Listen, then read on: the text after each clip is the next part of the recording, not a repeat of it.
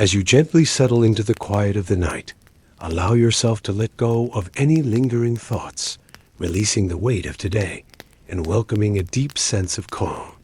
With each soft breath, feel your shoulders relax, your jaw loosen, and your mind grow lighter, as though a cool, serene breeze is passing through, preparing you for rest. Imagine the hush of the desert wind, carrying away every worry, leaving only tranquility behind. You are safe here, ready to be taken on a peaceful journey across the sands of time. Before we begin, I invite you to gently subscribe to Sleepless Eras, where you can discover many more calming journeys and sleep stories to soothe your mind whenever you need rest. Press the subscribe button so you'll never miss a night of peaceful history to lull you into the sweetest sleep. And now, imagine a civilization so vast and ancient that its secrets still puzzle us thousands of years later. A civilization whose pyramids stand like silent sentinels over endless sands, whose pharaohs claim to be living gods, and whose priests guarded mysteries that could open the gates of the afterlife. Tonight, as you listen, you will travel through the forgotten corridors of ancient Egypt, where stories of daily life, rituals, and dusty papyrus scrolls will unfold. Stories so ordinary and yet so enduring that they might gently hush your busy mind and ease you into dreams.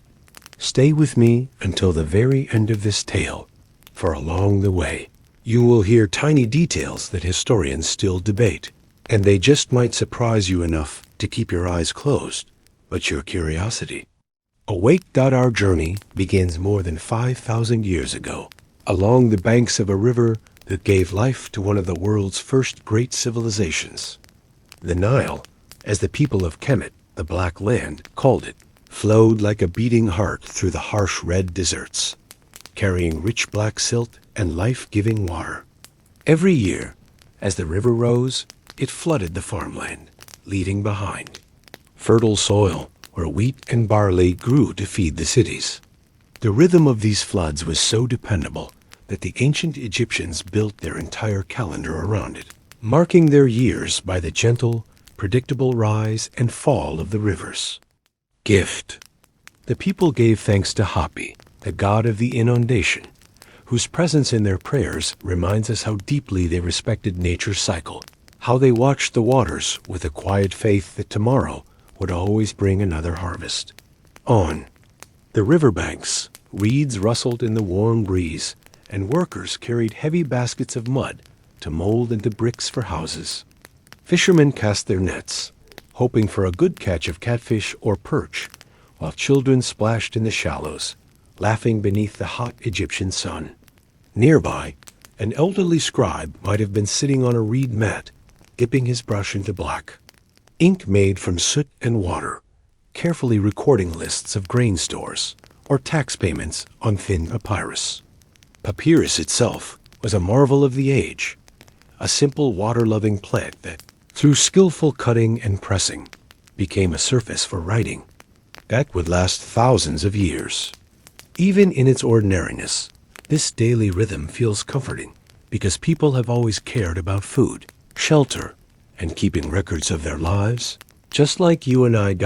If you listen closely to this memory of ancient times, you might hear the faint hammering of copper chisels on limestone blocks. Those chisels, wielded by skilled hands, shaped the earliest mastabas, low, flat-roofed tombs that would one day evolve into the breathtaking pyramids we still see today. In these first tombs, decorated with simple carvings and offering tables, the dead were remembered with food, beer, and small statues of servants who would tend to their needs in the afterlife. The ancient Egyptians believed that life after death was a mirror of this world, where you needed bread, water, and company, just as you did in life. The care they took with even the humblest burial shows how deeply they honored their journey beyond the grave. As the centuries rolled forward, kings began to rise above the rest, claiming the divine right to rule as intermediaries between gods and humans. These kings, whom we now call pharaohs, were often young men crowned with elaborate headdresses, symbols of power drawn from the gods themselves. They carried the crook and flail, emblems of shepherding and authority, and they sat upon thrones, carved with images of cobras and vultures, protective spirits that would strike down any who threatened the kingdom. Yet beyond the pomp and ceremony, the pharaohs were as human as any other person, worrying about droughts, foreign raids, and rivals who might steal their throne. Their lives were written in stone, but their hearts beat with the same hopes and fears that echo in all of us. Let your mind wander now, imagining a bright market day in Memphis, one of Egypt's first great capitals.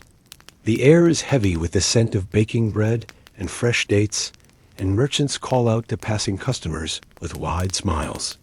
Spices from far-off lands are laid out in baskets, shimmering in the sunlight, while traders argue over prices, measuring their goods on bronze scales. In a quiet corner, a perfume maker stirs scented oils in clay pots, mixing myrrh and frankincense into fragrances to sell to the wealthy. Children chase each other through the crowds, laughing, while scribes sit ready to write contracts for anyone who needs a fair record of a purchase. This gentle, buzzing scene is easy to picture because human trade and friendship have always connected us, no matter the age. The houses in this city were simple but practical, made of mud brick with flat roofs where families might sleep on hot summer nights. Inside, the walls were plastered and sometimes painted with simple decorations, lotus flowers, river birds, or protective deities. People cooked over small clay hearths, grinding grain on heavy stones, and stored their water in clay jars. Each day's rhythm was simple: rise with the sun, work, eat, rest, and then gather with family as darkness returned. It is a rhythm that crosses centuries, one that still feels familiar even in our modern, busy world. Further south, the land of Upper Egypt stretched along narrow riverbanks between cliffs and desert, a place of hidden temples and ancient traditions. Here, priests tended shrines dedicated to Horus and Seth, gods of kingship and chaos, who fought endless battles in myth. These priests memorized long, complicated prayers and rituals meant to keep the universe in balance, for they believed that, without proper ceremony, the world itself could fall into disorder. At dawn, they lit incense in small clay burners, and the air filled with a warm, sweet fragrance as they offered bread, wine, and flowers to the gods. If you close your eyes, you might almost smell the distant sweetness of those offerings. A memory of faith carried on the wind in the golden age of the Old Kingdom. The greatest pyramids began to rise on the Giza Plateau, enormous stone monuments that seemed to defy time itself. Each block of limestone was carefully measured, shaped, and hauled up ramps with sweat and determination. Workers labored season after season, fed by government storehouses and overseen by skilled architects whose knowledge was passed from father to son. The Great Pyramid of Khufu, with its staggering perfection, still leaves us wondering how a society without iron tools or wheels could achieve such a feat. Yet, piece by piece, with teamwork and ingenuity, they created a monument that would stand for thousands of years. It is humbling to imagine how many hands, how many hopes, and how many silent prayers were built into those mighty walls. As night falls over ancient Egypt, the river cools and the winds grow gentle. Torches flicker in the doorways of village homes, and farmers share bowls of lentil stew with their families. Somewhere in the distance, a harp is softly plucked, its sad, sweet tune floating over the darkening fields. People gather under the stars, telling stories about gods and monsters, about brave kings and wise queens. In this calm, timeless moment, you can rest easy, knowing that humanity has always found comfort in togetherness and tales shared before sleep. Breathe deeply now and allow this gentle picture of Egypt to rock you further toward dreams. There is much more to explore. The mysterious tombs hidden in the Valley of the Kings, the strange medicines and spells of village healers, the love poems that scribes wrote for their sweethearts. If you stay with me, these stories will slowly unfold, one by one, carrying you deeper into peaceful slumber. So let your eyelids grow heavy and listen, as tomorrow we will continue this journey through a land of sun and stone, where history sleeps under a blanket of golden sand, waiting for dreamers like you to awaken it once more. As you settle even deeper into the stillness of your night, allow the last traces of tension to melt away. Feel your eyelids soften, your breathing slow and steady, your thoughts growing as calm as the surface of a quiet river under moonlight. Each gentle breath is like a wave across the Nile, carrying you into peaceful sleep. Here, you are safe, wrapped in the comforting hush of history, where nothing can disturb you, and you can rest without worry. Before we continue, remember to subscribe to Sleepless Eras, so you will always have a place to return for these soothing stories whenever you need them. Let your dreams be guided each night by a peaceful journey into the past. Simply press subscribe and be sure you never miss a chance to find calm. Now, imagine with me the royal court of Egypt at the height of its glory. The palace was built of whitewashed mud brick, polished and decorated with scenes of lily, papyrus blossoms, and soaring falcons. Servants bustled through wide, cool corridors, carrying trays of honey cakes, figs, and beer for the noble guests. In the great audience hall, shaded by columns, carved to resemble bundles of reeds, the pharaoh held court. His voice, calm yet commanding, echoed through the chamber as scribes scribbled every word on rolls of fresh papyrus. You might picture him reclining on a low throne, a golden cobra rearing over his brow, as he listened to farmers, merchants, and soldiers bringing their petitions and gifts. This ritual of governance was as vital as any temple ceremony, for in ancient Egypt, the king was more than a ruler. He was the anchor holding the world in balance. From time to time, priests arrived at court, their linen robes starched stiff, with ritual purity, bearing scrolls of oracles and dreams to interpret for the king. They believed the gods spoke through dreams, and so each night the pharaoh's sleep was recorded, watched over by temple dream readers. Sometimes a dream meant the harvest would be good, or that a neighboring kingdom might attack, or that a new temple should be built to please the gods. Even in rest, the pharaoh could not escape the endless duties of a living god. The priests bowed low before him, reciting hymns so old they might have echoed back to the first dawn of creation itself. Beyond the palace walls, the everyday people of Egypt carried on with their simpler, quieter routines. You might imagine a potter shaping a clay bowl on a slow-turning wheel, smoothing the damp surface with practiced hands. His wife would be nearby, grinding barley on a heavy corn stone, while children played in the dust, their laughter ringing under the sun. At night, they would gather around a tiny flickering lamp and tell stories of the gods, comforting each other with tales of Ra, the sun god, who fought the serpent Apophis every night so dawn might return. Even their lullabies were touched with myth, gently reminding each child that the world was watched over, that the sun would always rise again. The land of Egypt stretched long and thin like a green ribbon, bordered by endless desert. The Red Land, as they called it, was harsh and merciless, filled with spirits of chaos. Travelers feared it, yet merchants and soldiers had to cross it on long expeditions, carrying goods and messages to distant lands.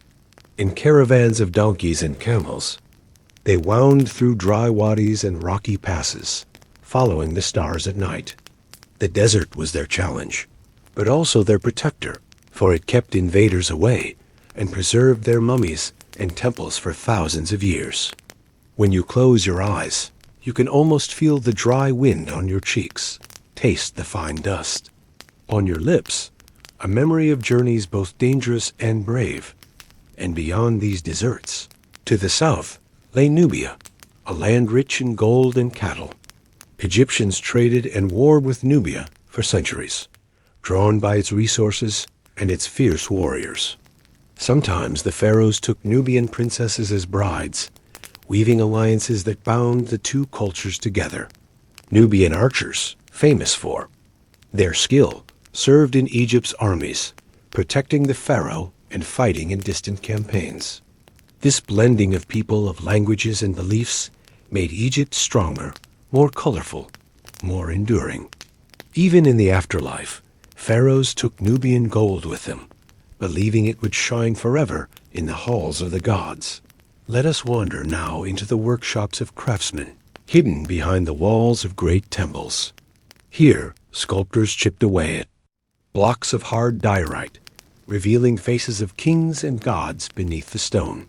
Goldsmiths hammered tiny sheets of shining metal into delicate amulets, carving protective prayers onto each surface. Beadmakers fired colored glass in clay ovens, stringing tiny turquoise and lapis beads into necklaces fit for queens. These artists worked in near silence, broken only by the tap of hammer on chisel or the soft hiss of hot metal. Day after day, their hands created wonders, many of which you might still see behind glass in modern museums, preserved for 3,000 years, testaments to patient skill. The priests, meanwhile, prepared elaborate ceremonies to keep the cosmic order stable. Each morning, they washed the statues of the gods with scented water, clothed them in fresh linen, and offered bread, fruit, and incense. These statues were not merely images, but living presences, homes for the divine. No one else could see. These rituals, only the priests were allowed into the sanctuary, behind high stone walls and massive wooden doors. The air was heavy with frankincense and myrrh, curling upward in sweet, slow spirals. If you breathe deeply, you might catch a hint of those ancient perfumes. Drifting through time. Every day, the Nile brought a sense of order to the world. Boats, with square sails, drifted along its calm current, carrying grain to feed the cities. Fishermen mended their nets on the shore, watched by egrets and herons who waited patiently for scraps. The riverbanks were alive with frogs and crocodiles, with papyrus reeds swaying in the breeze. Farmers worked the fields with wooden plows, drawn by patient oxen, the same simple tools used for generations. At night, they sang slow, low songs, to thank the river for its blessings, lullabies as old as the first sunrise. You can almost hear them if you let your imagination drift, soft voices fading into the endless dark dot. As centuries passed, Egypt grew more complex, ruled by families who sometimes loved, sometimes hated each other. Royal sons plotted against their fathers, queens took power, and generals rose from humble ranks to become pharaohs themselves. These dramas unfolded in dusty palace corridors, whispered behind carved pillars, recorded on hidden papyri that only later generations would read. Yet beyond these storms of power, the ordinary people kept on living, planting, fishing, worshiping, loving, raising children, and singing to the river. Their quiet story is the true heart of Egypt, a rhythm so steady it still seems to echo in our modern world. And so, as you listen, allow these calm, slow images to help you rest. The steady flow of the Nile, the warm sunlight on mud brick walls, the voices of children playing in the courtyards. These gentle, repeating moments are here to guide you into peaceful dreams. Let go of today's worries. Let them sink like stones beneath the river, and allow the calm of Egypt to cradle you. You are safe, you are held, you are watched over by the quiet guardians of history. Stay with me, for there is still more to discover. In the next part of our journey, we will walk into the secret tombs of the Valley of the Kings, where hidden corridors stretch into the darkness, painted with spells meant to guide a soul through the underworld. We will meet the workers of Deir, Lel Medina, the artists who decorated these royal graves, and we will uncover their daily hopes and dreams. Rest now, knowing that tomorrow another story waits, as eternal and comforting as the slow, Steady flow of the Nile itself, as you allow your body to sink even more deeply into the comfort of your bed. Feel a soft wave of calm passing through you from the top of your head down to the tips of your toes. The night is gentle, the world is quiet, and your mind can rest, knowing that you are safe and cared for. In this calm place, you are free to wander through dreams without fear, carried by the soft current of your breath. With every exhale, let tension fade, and with every inhale, welcome peaceful stillness. If you haven't yet, take a moment to subscribe to Sleepless Eras, where each night we travel through time, exploring stories designed to lull you into a restful sleep. Join our calm community and never miss another chance to drift away on peaceful journeys through the past. Now, let us return to the sands of Egypt, where the greatest kings chose their final resting places among the cliffs of Thebes. The Valley of the Kings, hidden behind layers of crumbling limestone, was a sacred place meant to protect royal mummies from tomb robbers and the slow decay of time. Its twisting corridors were cut deep into the rock, leading to secret burial chambers painted with hundreds of spells, prayers, and mysterious scenes meant to guide the soul through the underworld. These tombs were not only graves, but maps for the next life, carefully crafted to help the dead king pass safely through darkness and emerge into eternal sunlight. Imagine the workmen of Deir el-Medina, a village built for tomb builders, rising before dawn. Their homes were simple, lined along a narrow street where children played among shards of broken pottery. Each morning, they packed their reed baskets with bread, dried fish, and onions, then set out across the desert path to the valley. Their tools were simple: chisels, hammers, wooden mallets, but their skill was remarkable. With steady hands, they carved walls smooth as polished stone, and painted them with gods, demons, and countless protective signs. These artists were proud of their work, and sometimes left graffiti of their names, joking or praying for good luck on the hidden corners of the tombs they decorated. Inside the tombs, priests performed long ceremonies to protect the pharaoh's body and soul. They placed jars holding the king's liver, lungs, stomach, and intestines, carefully preserved with natron, a salt that dried the flesh.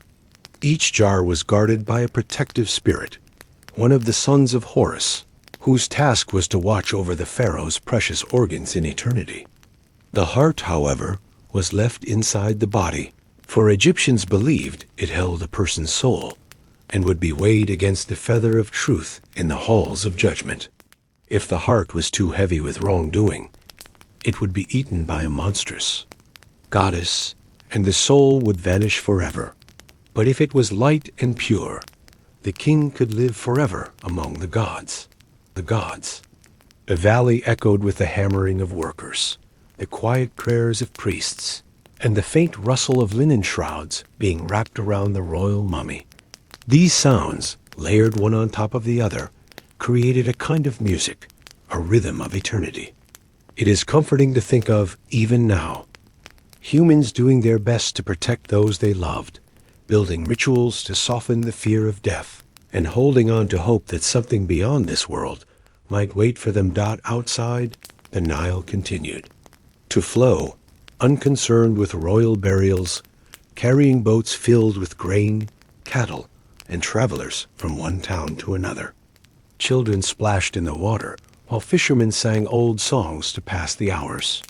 Traders tied up their barges, weighed down with copper and wine from Syria, and unloaded jars and baskets in the busy harbors.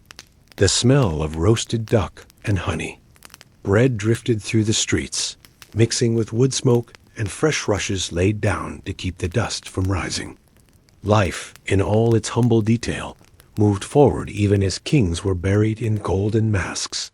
And in the villages, women wove baskets from palm fronds, chattering with neighbors as they worked. They measured barley for beer making, cleaned lentils, and mended clay water jars cracked by years of use. At night, they gathered on flat rooftops to talk beneath the stars, telling each other stories of the gods' adventures and singing lullabies to quiet crying babies. It is easy to see yourself there, breathing the warm night air, surrounded by the voices of family and friends, feeling a belonging that crosses thousands of years. Among the tomb builders of Deir el-Medina, stories passed from father to son. Fathers taught their boys how to sharpen chisels, how to mix the pigments that made the gods come alive on stone walls, how to hide their work so tomb robbers would struggle to find it. Some of these families worked for generations, carving their legacy into the rock. They took pride in protecting their pharaoh, believing that by doing so, they protected the entire world. If you listen with your heart, you might feel their quiet pride and their steady patience, qualities as old and steady as the Nile itself. Let your mind wander now, deep into one of those tomb corridors where the air is cool and still, and the painted eyes of God seem to follow you. See the blue and gold of Ra sailing his sunboat through the night, surrounded by protective serpents. Imagine the strange animal-headed guardians who stand watch, half lion, half man, half bird, creatures meant to frighten away evil spirits. Hieroglyphs flow across the walls like silent poetry, telling a story of rebirth, a story that promises the pharaoh will rise again with the morning sun. These images, steady and repetitive, can soothe your thoughts, gently guiding you toward sleep. Back in the bright sunlight, the workers would leave the valley at the end of each day, tired but satisfied. They walked home past cliffs alive with desert lizards and silent hawks soaring overhead. Their sandals kicked up small clouds of dust, and they talked about their children, their goats, their small hopes for tomorrow. The pattern of their lives was simple yet strong, bound together by family, work, and faith. You might even feel a sense of kinship with them, knowing that your days, too, follow patterns of work and rest, of caring and dreaming.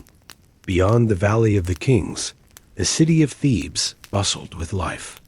At its heart stood Karnak Temple, a vast forest of pillars and statues, where priests and pilgrims came to honor Amun-Ra, the hidden god of the sun. Karnak's halls were cool and shadowy, carved with scenes of festivals, battles, and offerings. Pilgrims traveled from across Egypt to leave gifts for the gods, hoping for blessings, for children, for healing from sickness. Sometimes they slept within the temple grounds, hoping to dream a message from the gods.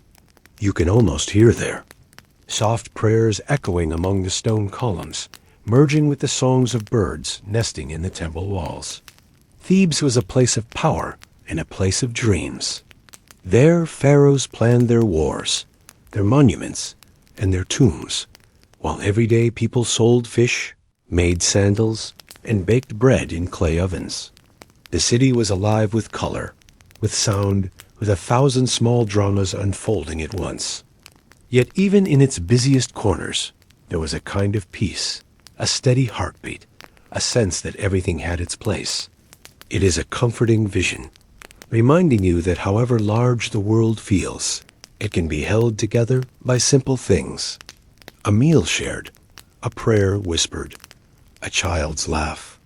So breathe gently now, and let this long-ago world continue to drift through your dreams.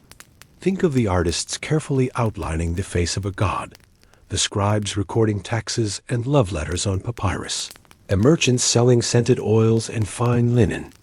Picture a mother telling a story by the hearth, a farmer hoping the Nile's flood would come on time, a priest watching the sunrise with gratitude. These are the small human moments that never truly change, that link us across centuries. Let them ease you into rest, wrapping you in their steady, peaceful rhythm. There is more to discover still, if you wish to stay. In our next part, we will follow the footsteps of mighty warrior pharaohs who defended Egypt from invaders, building empires that stretched far beyond the Nile, and we will hear the stories of the people who marched in their armies, of cooks, soldiers, and scribes who followed them into unknown lands.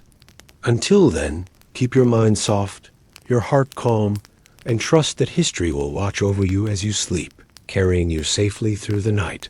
The hush of ancient Egypt still lingers around you, like a warm breeze rising from the slow, steady flow of the Nile. Let yourself sink gently into this calm night as our journey carries on from the crowded streets of Thebes to the lands beyond the desert, where Egypt's warrior pharaohs once extended their reach far into the known world. As dawn broke over Thebes, the city would stir with news from the frontiers, soldiers returning from campaigns, merchants bringing rare gifts from foreign kings, and scribes rushing to record victories carved in triumph upon the temple walls. The empire was a living thing, growing and shifting, forever seeking to protect its heart along the river's green banks. Among the greatest of these warrior kings was Thutmose III, sometimes called the Napoleon of Egypt. He led armies across the Levant, conquering city after city, sending back tribute of gold, cattle, and prisoners. Yet even these epic victories were surrounded by quiet moments. Soldiers resting by campfires in the cool desert air, scribes recording lists of supplies under starlight, cooks preparing lentil stew for weary men who miss their homes. Picture them sitting on woven mats, the night stretching silent around them, sharing news of Thebes and dreaming of their families. History often tells us of conquests, but rarely of these peaceful fragments, which still echo like gentle heartbeats across time. Along the roads leading north to Syria, the pharaoh's armies marched in organized columns, guarded by chariots with brightly painted wooden wheels. Horses imported from Asia pulled these chariots, their hooves kicking up dust as they clattered past towns and fields. The soldiers carried simple weapons, copper-tipped spears, bows strung with sinew, and small shields made of wood and leather. Their banners showed falcons, cobras, or the image of the sun, reminding them of their king's divine power. Among the ranks walked water carriers and healers, cooks and priests, all keeping the army alive and hopeful. The sight must have been awe-inspiring, yet each man in those lines was also someone's son, someone's brother, carrying his fears and quiet prayers as he stepped into the unknown. At the great fortress of Megiddo, Thutmose III faced a powerful alliance of rebellious princes. The siege lasted for months, with the Egyptian army camped around the high city walls, building wooden towers and battering rams to break through the gates. At night, the soldiers heard the hum of insects in the marshes, felt the chill of desert winds, and waited for dawn's orders. The final battle came with screams and drums, but beyond that terror, there were again moments of quiet, tending to the wounded, sharing bread, listening to temple priests read blessings for the fallen. That balance of chaos and calm is as old as war itself. When the siege ended, the pharaoh entered the conquered city, accepting tribute and gifts from the defeated. The scribes wrote it all down. How many prisoners, how many chariots, how much gold. Yet they also noted gifts of strange animals, monkeys, leopards, and birds from distant lands. That must have amazed the children back in Thebes when the soldiers returned home. These details feel tender, reminding us that even in the shadow of war, people found delight and wonder in beauty and in life's simple joys. As Egypt's empire grew stronger, trade expanded with it.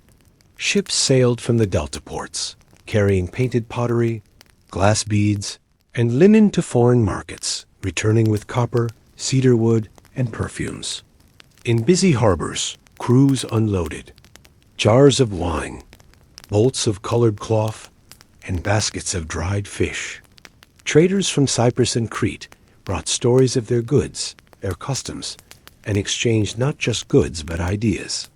On these ships, sailors slept on deck, rocked by the river's motion, dreaming of home while the night air wrapped them in a familiar, comforting silence. Beyond the cities, village life went on with a steady rhythm. Farmers still rose before dawn, guiding oxen through damp fields, planting seeds by hand. They watched the floodwaters retreat, leaving behind rich, dark mud that promised good harvests. In the evenings, families gathered to share stews flavored with garlic and coriander, eating flatbread hot from simple clay ovens. The small routines, mending fishing nets, weaving mats, scolding children, were the heartbeat of Egypt, a quiet strength holding up even the greatest monuments. In the small shrines of village gods, local priests offered prayers and little clay statues. These humble shrines, sometimes no larger than a hut, held statues of Bes, the dwarf protector of families, or Torit, the hippo goddess of childbirth. Villagers asked them for safety, for healthy children, for good luck in fishing or trade. Simple songs of praise drifted out across the night, floating over fields and marshes where frogs and crickets sang in return. These places, small and hidden, remind us that faith has never belonged only to kings and temples. It lived in every heart that hoped. Meanwhile, back in Thebes, work on the great temples never stopped. Skilled masons added new halls and columns. To Karnak, covering them with fresh scenes of pharaohs offering gifts to Amun-Ra. Painters touched up faded colors with bright new pigments made from crushed stones, blue from lapis, red from ochre, green from malachite. The air smelled of wet plaster, incense, and fresh-cut palm wood. The temple was alive with voices chanting prayers, echoing through giant halls like the breath of the gods themselves. Even today, these colors and songs seem to cling to the walls, as if they have refused to fade after 3,000 years. The royal scribes documented every block laid, every donation received, and every laborer paid in beer and bread. Their neat handwriting, in black and red ink, danced across lines of papyrus that might still survive in hidden tombs and buried storehouses.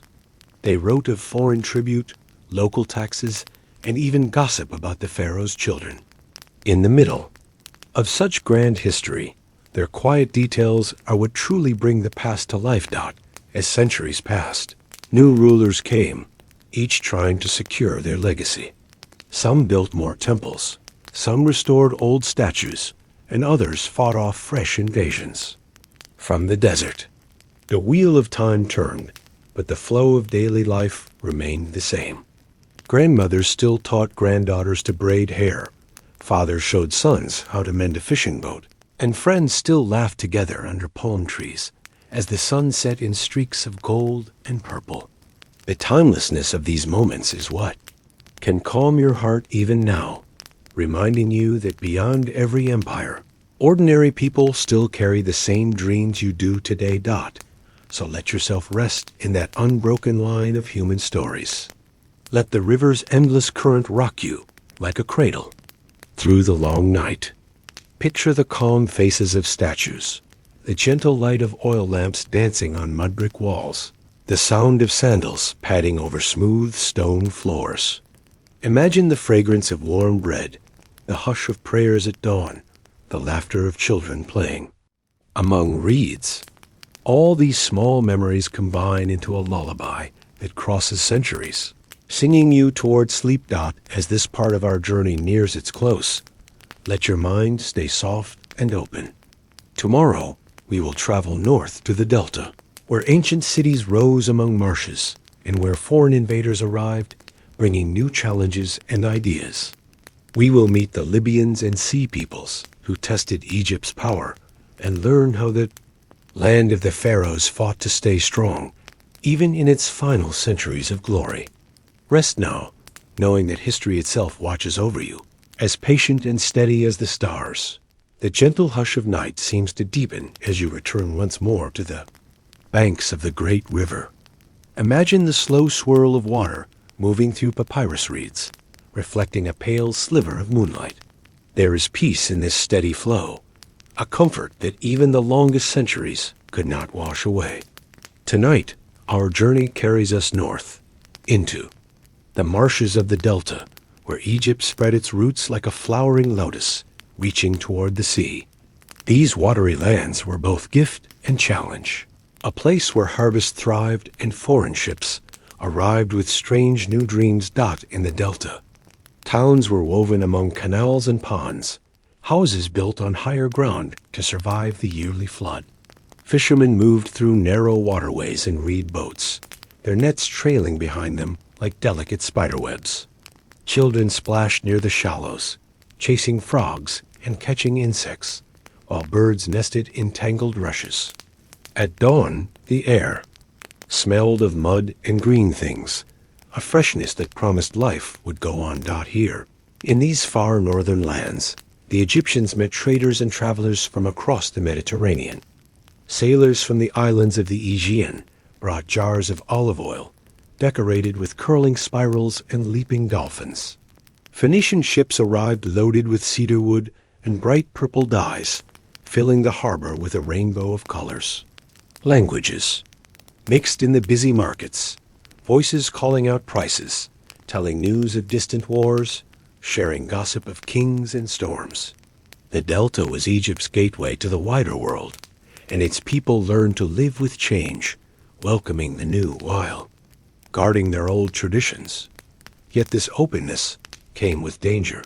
From the west, the Libyans looked toward the green fields of the Nile with longing. Droughts pushed their herders closer to Egyptian land, and sometimes these neighbors came not to trade, but to raid. In the records of the Pharaohs, Scribes described Libyan warriors with feathers in their hair, carrying round shields and spears, riding in chariots drawn by small, fast horses. Battles were fought along the marshy frontier, sometimes for years, with villages burned and rebuilt, fields trampled and replanted. Still, the farmers returned again and again, their faith in the river's gifts stronger than fear of any invader. To the north and east, a far more mysterious threat rose from the sea. The sea peoples, as Egyptian scribes called them, appeared like a sudden storm. Their ships arrived with sails painted in strange symbols, carrying warriors dressed in horned helmets and woven armor. They moved in great waves, striking at towns along the Mediterranean coast, toppling kingdoms from Syria to Anatolia. Finally, they turned their eyes toward the delta itself, hoping to carve out new homes among Egypt's wealth. The great pharaoh, Ramesses III, met this challenge with every ounce of royal strength. His army gathered near the mouths of the Nile, blocking channels with stakes and fortifications, preparing to defend their land at any cost. As the enemy ships sailed upriver, Egyptian archers loosed volleys of arrows from shore, while chariots waited to strike once the enemy came ashore. The battle raged across water and land, but in the end, the pharaoh's strategy won the day. Prisoners were taken, their strange weapons recorded on temple walls, and Egypt's borders were saved for another generation. Even in these times of danger, life in the delta continued with its old rhythm. Farmers planted barley in the black, silt, weaving reeds into baskets to store their harvest. Fishermen smoked fish over clay ovens, trading their catch for onions and dates in the market. Women gathered water in painted pottery jars, gossiping about neighbors and arranging marriages. Children played with dolls carved from wood, painted with tiny beads for eyes. The steady pulse of ordinary days was never fully broken, no matter how often the world seemed to change around them. As the centuries turned, new influences arrived from across the seas. Greek merchants began to settle in Egyptian cities, bringing their gods, their art, their speech. They built small shrines to Apollo and Athena, side by side with shrines to Isis and Osiris. In crowded market lanes, you might have heard 3 or 4 languages spoken at once, as ideas crossed back and forth like trading ships. Some Egyptians feared these changes, worrying their own ways might fade. Others embraced them, eager to learn new skills and gain new wealth. This blending of cultures would leave marks still visible today, in statues, in pottery, in ancient scripts that preserved Greek and Egyptian names side by side. Temples in the delta grew more elaborate, echoing the great shrines of Upper Egypt, but decorated with symbols borrowed from many lands. Priests adapted foreign rituals to their own, careful not to offend their ancient gods. In festivals, people wore costumes that mixed local and foreign styles, dancing to new rhythms on harps and drums. These celebrations brought joy in hard times, helping communities hold together when storms or invaders threatened. Even now, you can almost hear those festival drums, steady and soothing, reminding you that celebration has always been a shield against fear. The papyrus marshes, meanwhile, offered a quiet refuge. Hidden channels wound through green walls of reeds, where birds nested and fish swam in dark, still pools. Hunters paddled silently through these passages, looking for ducks or crocodiles, their movements careful and slow. You might picture a boat drifting there at dusk, its passenger resting while the insects sang, the water barely moving. In this hush, the world seemed to pause, and the worries of cities and kings felt far away, like a forgotten dream dot in village homes. Families lit tiny oil lamps as night fell, casting soft golden light on plastered walls. Dinner might be lentil stew with garlic, or flatbread baked fresh that day. Parents told stories to their children about the gods, how Horus defended Egypt from Seth, how Isis gathered her husband Osiris's broken body and restored him to life. These stories wove a sense of hope through each generation, reminding people that light would always return. No matter how dark the night might feel as you drift in this calm, notice how the pattern of life repeated over and over. Planting, fishing, building, loving, praying, hoping. These small routines gave shape to days that could otherwise have felt lost in endless wars and change. These small routines gave shape to days that could otherwise have felt lost in endless wars and change. Each dawn offered another chance, another harvest, another prayer. Even the great pharaohs, with their armies and monuments, depended on these simple, humble labors, which kept Egypt alive through every triumph and every defeat. Let yourself sink into the gentle rhythm of these memories. Think of the quiet laughter among neighbors, the smell of fresh-cut rushes laid on a mud brick floor, the sight of sunlight dancing on a painted pottery jar. Picture a fisherman mending his net while a cat dozes nearby, or a child carrying water in a clay jug almost too heavy to lift. These tiny details make a world feel real, and they can guide your mind away from today's worries, toward a deeper rest stop in the next part of our journey. We will travel with priests and scribes into the hidden libraries of Egypt, where ancient wisdom was stored on papyrus scrolls, waiting to teach new generations. We will look into healing magic, astronomy, and the rituals of the stars, discovering how this civilization blended science and faith into a single, comforting vision of the world. For now, let your breathing stay slow, your body warm, and your spirit calm, knowing that history holds you safely through the night, as patient and kind as the river itself. The silence of the night seems to deepen as you let yourself slip further into this peaceful story, where the echoes of ancient wisdom still hum through the ages. Picture a calm evening in a great temple courtyard, the columns casting long shadows across the flagstones, and a breeze moving gently among the statues of gods. Priests pass by carrying small oil lamps, their white robes shifting like ghosts. Against the dark, within these walls, a treasure greater than gold was kept safe: knowledge. Egypt's scribes were guardians of this knowledge. They trained for years to master the complicated scripts of hieroglyphs and hieratic, learning hundreds upon hundreds of signs until their hands could write smoothly and quickly. They copied prayers, tax records, poetry, and letters, preserving every piece of information on sheets of papyrus made from the river reeds. Some scribes rose to high positions, serving kings as advisors, while others worked quietly in temple libraries, caring for sacred texts that described how to speak to the gods, how to heal the sick, and how to count the stars in these libraries. The air smelled of ink and dust, of old leather pouches and woven reed boxes. Scrolls were rolled tightly, labeled with tiny clay tags, and stacked in niches along the walls.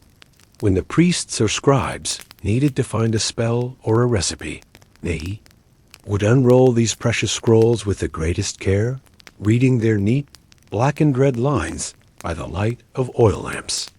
Here were instructions on how to embalm a body, how to build a water clock, how to prepare medicines from honey, garlic, or crushed minerals. There were maps of the underworld and charts of the stars, all woven into one vision of the universe. Where science and magic dance together in perfect harmony.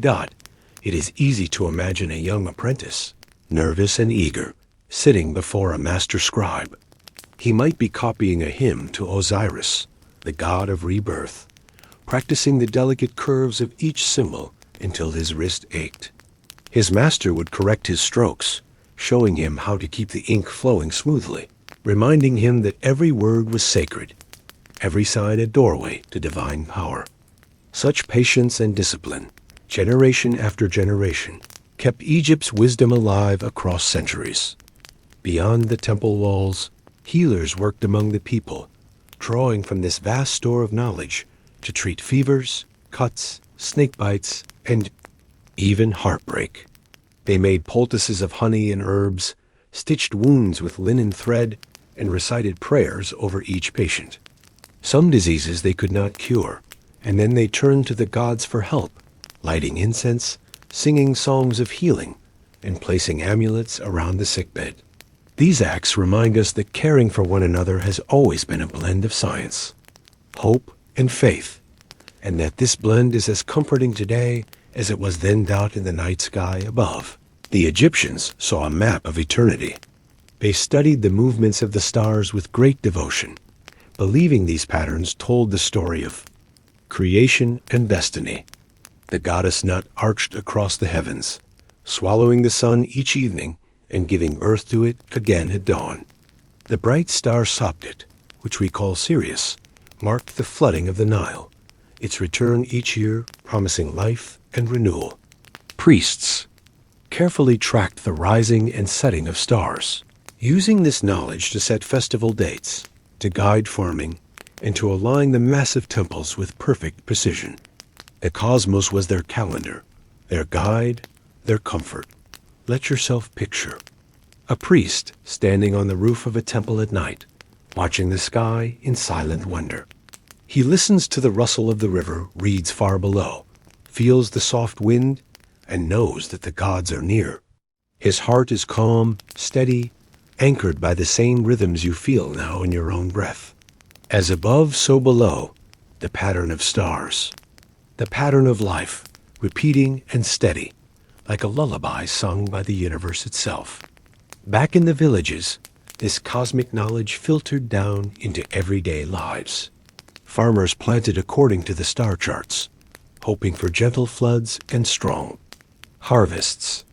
Mothers taught their children little rhymes about the gods in the heavens, and fishermen timed their journeys by the moon. Even the smallest home was part of this great celestial dance, woven into a web of meaning that made every day feel secure. The rituals of daily worship reflected this cosmic order. At sunrise, priests bathed the statues of the gods, dressed them in fresh linen, and offered incense, bread, and beer. These acts were not just tradition. They were believed to keep the world itself alive. Without the prayers and songs, the sun might not rise, the river might not flood, the harvest might fail. It was a vast responsibility, carried gently, day after day, generation after generation. Among the people, festivals helped renew hope when life felt hard. There were great processions through city streets, where statues of the gods were carried. On gilded boats or wooden platforms, surrounded by music and dancing. Women clapped rhythms on tambourines, men sang loud praises, children threw flowers into the air. These were moments of release, of joy, of feeling part of something greater. Even if famine or war threatened, these festivals reminded everyone, that the gods still walked among them, that order could be restored, that peace would return in quieter corners. Families tended their own household shrines. Small clay statues stood in niches beside the door, garlanded with flowers or little cups of beer. Parents whispered prayers for safety, for good luck, for healthy children. These moments were private, deeply personal, a way of sharing their worries with something beyond themselves. And through these humble rituals, they found calm, just as you might now, listening to these slow, soothing stories. Night after night, the flow of the Nile continued, steady and reassuring. By its banks, crocodiles lay still in the shallows, turtles dozed on warm mud, and fishermen mended their nets by lamplight. The breeze carried scents of wet earth and river lily, a sweet, earthy perfume that seemed to calm every heart. Villages slept, children curled beside their mothers, elders dreaming of past harvests and younger days. In the palace, the Pharaoh himself might be asleep, guarded by priests reciting quiet hymns to keep away evil spirits. Let your imagination float down this timeless river, seeing every detail. The torchlight on mud brick walls, the polished surface of bronze mirrors, the simple clay cups set out for morning bread. These images are gentle anchors, pulling you away from the noise of today, back into a place where time moves slowly, where the world feels safe and known. As centuries turned, the great monuments of Egypt began to weather. Sandstorms scratched away paint, floods cracked foundations, thieves broke open tombs in search of gold. Yet even so, many treasures survived, buried beneath the earth, waiting patiently to be rediscovered. When modern archaeologists arrived, digging carefully with brushes and trowels, they found these memories preserved like a message sent through time. Proof that beauty, skill, and hope can last far beyond one human lifetime. Think now of those who uncover these secrets, people who stand in the hot sun, gently lifting a fragment of painted pottery, or reading a name carved in hieroglyphs after thousands of years.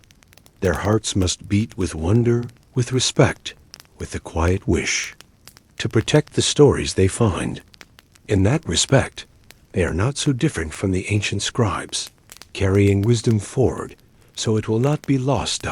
So let your mind rest easy, knowing that the past, in all its pain and glory, is cared for. Let the hush of these old libraries soothe you. Let the calm presence of priests and healers remind you of kindness.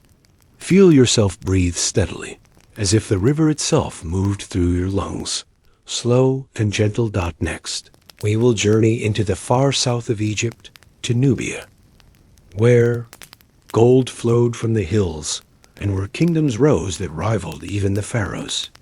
We will meet Nubian kings and queens and hear how their lives were woven together with Egypt's in both war and love. Until then, sleep peacefully, knowing that history surrounds you like a comforting blanket, soft and strong, holding you through the night. Let the quiet of night hold you gently as we move southward along the timeless river, deeper into lands where Egypt's reach met powerful neighbors and rivals. This is Nubia, a place of rocky hills and golden sands, where the river narrows and tumbles through rapids, and where kingdoms rose that would one day rival the pharaohs themselves. The Egyptians called it Taseti, the land of the bow, for its warriors were unmatched archers whose arrows flew straight and true. From Nubia came not only warriors, but gold, the precious metal that glittered in temple offerings and royal jewelry. Egyptian caravans traveled deep into Nubian mines, cutting rough paths through hills and desert, guarded by soldiers against bandits and wild animals. They carried back bags of gold dust, gleaming nuggets, and fine stones like carnelian and amethyst. This wealth built shrines, paid armies, and covered the statues of the gods with sheets of hammered gold, so that their brilliance would last for centuries. Yet Nubia was more than a quarry for Egypt's treasures. It had its own proud culture, its own kings and queens, who built mighty fortresses and temples along the river. Some of these rulers were allies to Egypt, sending tribute and trade, while others rose in rebellion, determined to keep their land free. There were times when Egyptian armies marched south, breaking through Nubian defenses to claim their forts and demand loyalty. Other times, Nubian kings pushed north, taking advantage of Egypt's weakness to expand their own borders. This long dance of friendship and rivalry lasted for hundreds of years, binding the two peoples together through war, trade, and marriage. In the fortress towns along the river, life blended the traditions of both lands. Pottery showed Egyptian lotus flowers next to Nubian spiral patterns. Songs mixed Egyptian prayers to Amun with local hymns to Apedmak, the lion-headed god of war. In kitchens, cooks mixed grain from the Nile with spices carried on Nubian caravans, creating flavors that belonged to neither one kingdom nor the other, but to both. Children grew up speaking languages from both cultures, learning stories of the pharaohs and of Nubian heroes, whose names are still remembered on stones. Buried under drifting sands. At the great island temple of Abu Simbel, statues of Ramses II gazed calmly over the river, their faces as serene as sleeping guardians. Carved from the cliffs themselves, these colossi seemed to proclaim that Egypt's power stretched to the very edge of the world.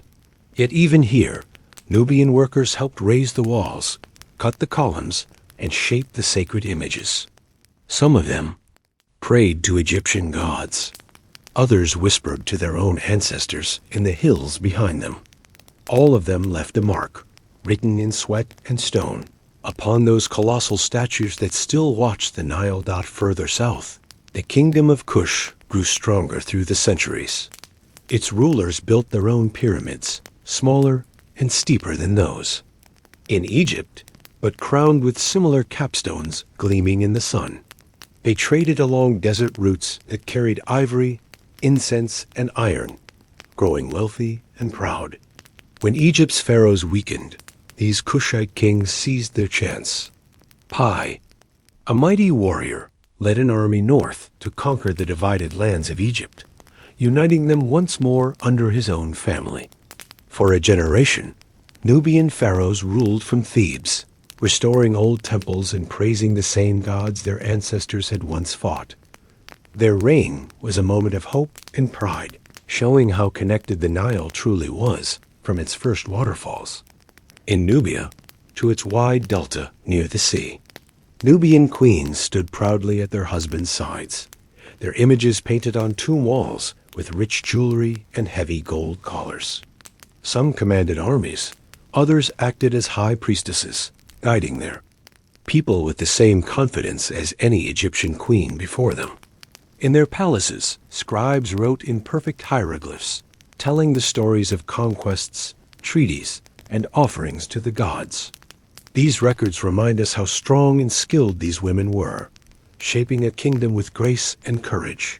The land itself was different here, harsher, wilder, its cliffs hiding caves where leopards slept and snakes slid through the shadows. Villages clung to narrow strips of fertile land along the river, where farmers planted wheat, sorghum, and barley, just as their cousins did farther north. They drew water from deep wells, carried jars balanced on their heads, and built homes of mud brick with simple, graceful walls.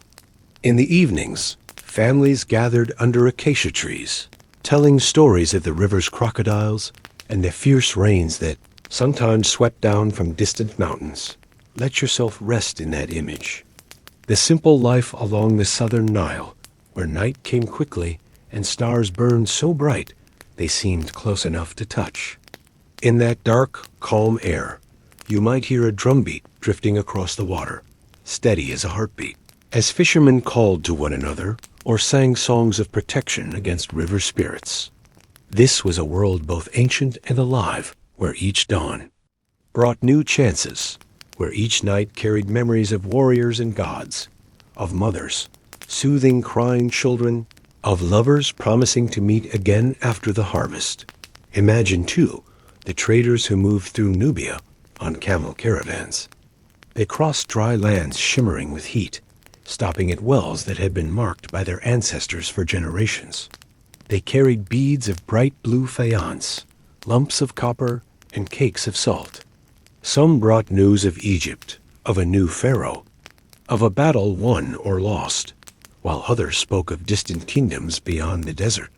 These travelers sat together by small fires, sharing flatbread and sour milk, laughing, arguing, and making deals that would ripple across the river for months to come. Back in the temple courts, Nubian priests recited hymns to their gods, pouring water onto altars and lighting fragrant resins that curled smoke up to the stars. Their rituals held echoes of Egypt's customs, but shaped by local stories and beliefs. They honored ancestors, telling the young to remember where they came from, to carry their people's pride forward, no matter what storms might come. This sense of belonging, of being woven into an unbroken chain of memory, is a comfort that crosses centuries and still brings peace to the heart. As the sun set each day, gold lit up the river's surface, catching on the gentle waves like 1,000 tiny lanterns. Children played by the water's edge, kicking up mud and laughing, while elders sat nearby watching over them. Sometimes a crocodile's eyes glinted from a hidden bank, a silent reminder that nature's power was never far away. And yet life continued, brave and steady, just as it always had. Through these stories, you can feel how Nubia and Egypt became threads in the same woven cloth, pulling each other closer through trade, war, and love. Their cultures blended and reshaped over time, giving rise to new gods, new art, new ideas, and leaving behind ruins that still whisper their names. Imagine drifting among these ruins now, in your mind, seeing columns half buried by drifting, sand, hearing the faint echo of footsteps where priests once walked. The world is quiet there, the past close enough to touch, and peace seems to settle on every broken stone dot as you breathe calmly. Let that sense of connection ease your thoughts. Feel how history wraps around you, soft and protective, like a warm blanket against the night. Let the drums and lullabies of Nubia mingle with the quiet stories of Egypt in your dreams. A soothing river of memory flowing through you, steady and unbroken. In the next part of our journey, we will leave the southern lands behind and follow Egypt through its final centuries of glory and decline.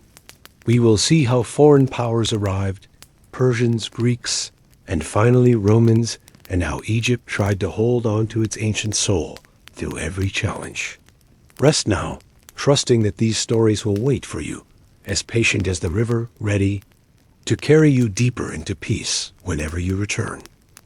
Let your breathing settle softly as we begin another chapter in this long, gentle journey through the story of Egypt. Imagine once again the endless, quiet river carrying secrets of 1,000 years as it flows through cities and fields, never stopping. Our path now takes us into Egypt's final centuries as an independent land, a time when pharaohs still sat on golden thrones, but found themselves facing ever more powerful rivals from beyond the desert's as the new kingdom faded. Egypt saw the rise of foreign conquerors. From the east came the Persians, whose armies marched swiftly across the sands to claim the Nile. Their kings were crowned as pharaohs in Memphis, honoring the gods of Egypt, even while ruling from distant capitals. They repaired temples, offered gifts to Amun and Osiris, and built new shrines to prove their respect. But their soldiers kept watch over Egypt's treasures, reminding the people that their freedom now lay in foreign hands. Beyond the Persians came the Greeks, led by Alexander the Great. His arrival was like a sudden desert storm, fierce and unstoppable. The Egyptians, tired of Persian rule, welcomed him with open arms. In return, Alexander paid respects at the temple of Amun at Siwa, where priests declared him a true son of the gods. With this blessing, he became Pharaoh, wrapping himself in Egypt's ancient symbols, even as he carried Greek dreams of empire. When Alexander died far away in Babylon, his generals fought over his lands. One of them, Ptolemy, took Egypt as his prize and began a new dynasty that would last nearly 300 years. The Ptolemies ruled from Alexandria, a city of marble streets and towering lighthouses, where scholars studied and merchants traded, goods from every corner of the world. In Alexandria's great library, scrolls filled with Egyptian magic and Greek philosophy sat side by side, showing how ideas could mix like the waters of the Nile and the sea.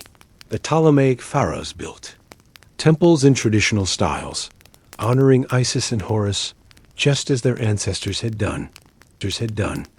But they spoke Greek in their courts, and their soldiers came from far beyond Egypt's borders. The people learned to live with this new blend of cultures, keeping their old gods alive, while also adopting statues of Zeus and Hera, sometimes setting them side by side with statues of Bastet and Hathor.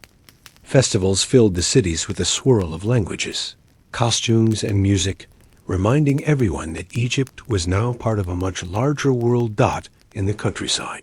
However, life changed little. Farmers still trusted the yearly flood, still baked bread on clay hearths, still offered beer and flowers to the gods of their ancestors. Grandmothers taught their grandchildren old songs, warning them to respect the crocodiles and to thank the river for its gifts. These simple traditions carried on as they had for thousands of years, surviving every conqueror and every king. Among the Ptolemies, there was one queen whose name still echoes across time, Cleopatra. Born in Alexandria, she grew up learning Greek, Egyptian, and several other tongues, preparing herself to rule in a world where alliances meant survival. When her turn came, she proved more skilled than many men around her, using courage, charm, and sharp intellect to protect her kingdom. She restored temples, spoke to her people in their own language, and called herself not only queen but pharaoh, a child of the gods. Cleopatra's life was a tale of passion and power, woven with the threads of tragedy. She formed alliances with Roman leaders, first Julius Caesar, then Mark Antony, trying to keep Egypt free while Rome grew ever stronger. Their stories tangled together like reeds on the river, filled with love, war, and betrayal. In the end, as Rome closed its iron fist around the Nile, Cleopatra chose death over surrender, leaving behind legends that poets would sing for centuries. With her passing, Egypt fell to Rome, becoming one province in an empire that stretched from Britain to Syria. Roman governors replaced pharaohs, Roman soldiers camped on Egyptian soil, and taxes flowed north to Caesar's city. Yet Rome, too, was enchanted by Egypt's wonders. They adopted Isis into their own pantheon, decorated their villas with Egyptian statues, and even studied the magic of the old priests. Egypt had become a jewel in Rome's crown, its mysteries adding prestige to the conqueror's pride. In this age, temples still rang with prayers. Priests carried on their rituals, though fewer in number now, as new beliefs arrived with Roman merchants and soldiers. Festivals continued, though they blended Roman music and costumes with older Egyptian forms. People still brought flowers to the gods, still sang lullabies about Ra and Osiris, still turned to amulets for protection. Faith proved stronger than politics, surviving quietly in the hearts of mothers and grandfathers, who refused to forget where they came from. Let your mind wander to the streets of Roman Alexandria, where traders called out in Greek, Latin, and Egyptian all at once. Imagine the ships unloading spices, scrolls, and glass from across the Mediterranean, the smell of olive oil and incense mixing in the air. Sailors told stories of storms and sea monsters, scholars debated in the shade of colonnades, and children chased each other past statues of both pharaohs and emperors. The city was alive, a place where the old and the new danced together, sometimes in harmony, sometimes in confusion. Further south, in villages far from Alexandria's marble avenues, farmers still walked barefoot through muddy fields, planting by the same star signs their ancestors had trusted for centuries. They made offerings of bread and beer on small household altars, asking the gods to protect their animals and children. In the cool evenings, elders told stories by lamplight, remembering kings whose names had almost faded, keeping their memories alive through whispered legends. Night after night, the river watched these changes in silence. It carried Remang war, galleys just as it had carried Pharaohs' barges, washing past the same old temples where priests prayed to statues worn smooth by centuries of hands. Crocodiles still slept on its banks, fish still darted among its reeds, and the same soft breeze still moved through palm fronds overhead. For all that changed, the Nile endured, holding Egypt's soul steady against time's relentless current. Yourself rest with that thought, that through every empire, every war, every triumph, and every sorrow, the river kept flowing, constant and kind. It reminds us that life goes on, that even the greatest changes are only ripples across a deeper calm. You, too, can find that calm now, letting your breath match the river's rhythm, steady and sure, safe within its embrace. In the next part of our journey, we will explore how Egypt slowly transformed under Roman rule, how new religions arrived and took root, and how the ancient gods finally began to fall silent as the world moved toward a new age. For now, rest easily, knowing that history has not forgotten these stories, and neither will your dreams, which carry them onward like gentle waves in the night. Let your breath slow as we move together through Egypt's final chapters under Roman rule, where the ancient world shifted gently into something new. Imagine the soft light of dawn falling across weathered temples, their carvings worn by centuries of prayers. The chants of priests had grown quieter, fewer voices echoing beneath the tall columns, yet some still carried on, lighting incense, reciting hymns, and tending statues with the same devotion their ancestors had known. Rome's empire brought roads and trade, fresh coinage and bustling cities, but also its own gods and customs. Temples to Jupiter and Mars rose beside old shrines to Isis and Horus, and the people learned to walk between these worlds with care. Some adopted Roman names, wore togas, and studied Latin laws, while others clung to linen kilts and a language of hieroglyphs. This slow blending left its mark in every corner of the Nile Valley, where murals showed Roman soldiers praying to Egyptian gods, and pottery mixed foreign shapes with old familiar patterns. In Alexandria, the great library fell to fires more than once, yet scholars kept gathering knowledge wherever they could, copying scrolls and letters, saving fragments of history from vanishing. Philosophy, mathematics, poetry, and medicine still flourished in that lively port, where languages overlapped like waves against the shore. Merchants came from Syria, Greece, and even far-off India, bringing goods and stories, carrying news of kings, prophets, and new faiths stirring in the world beyond Egypt.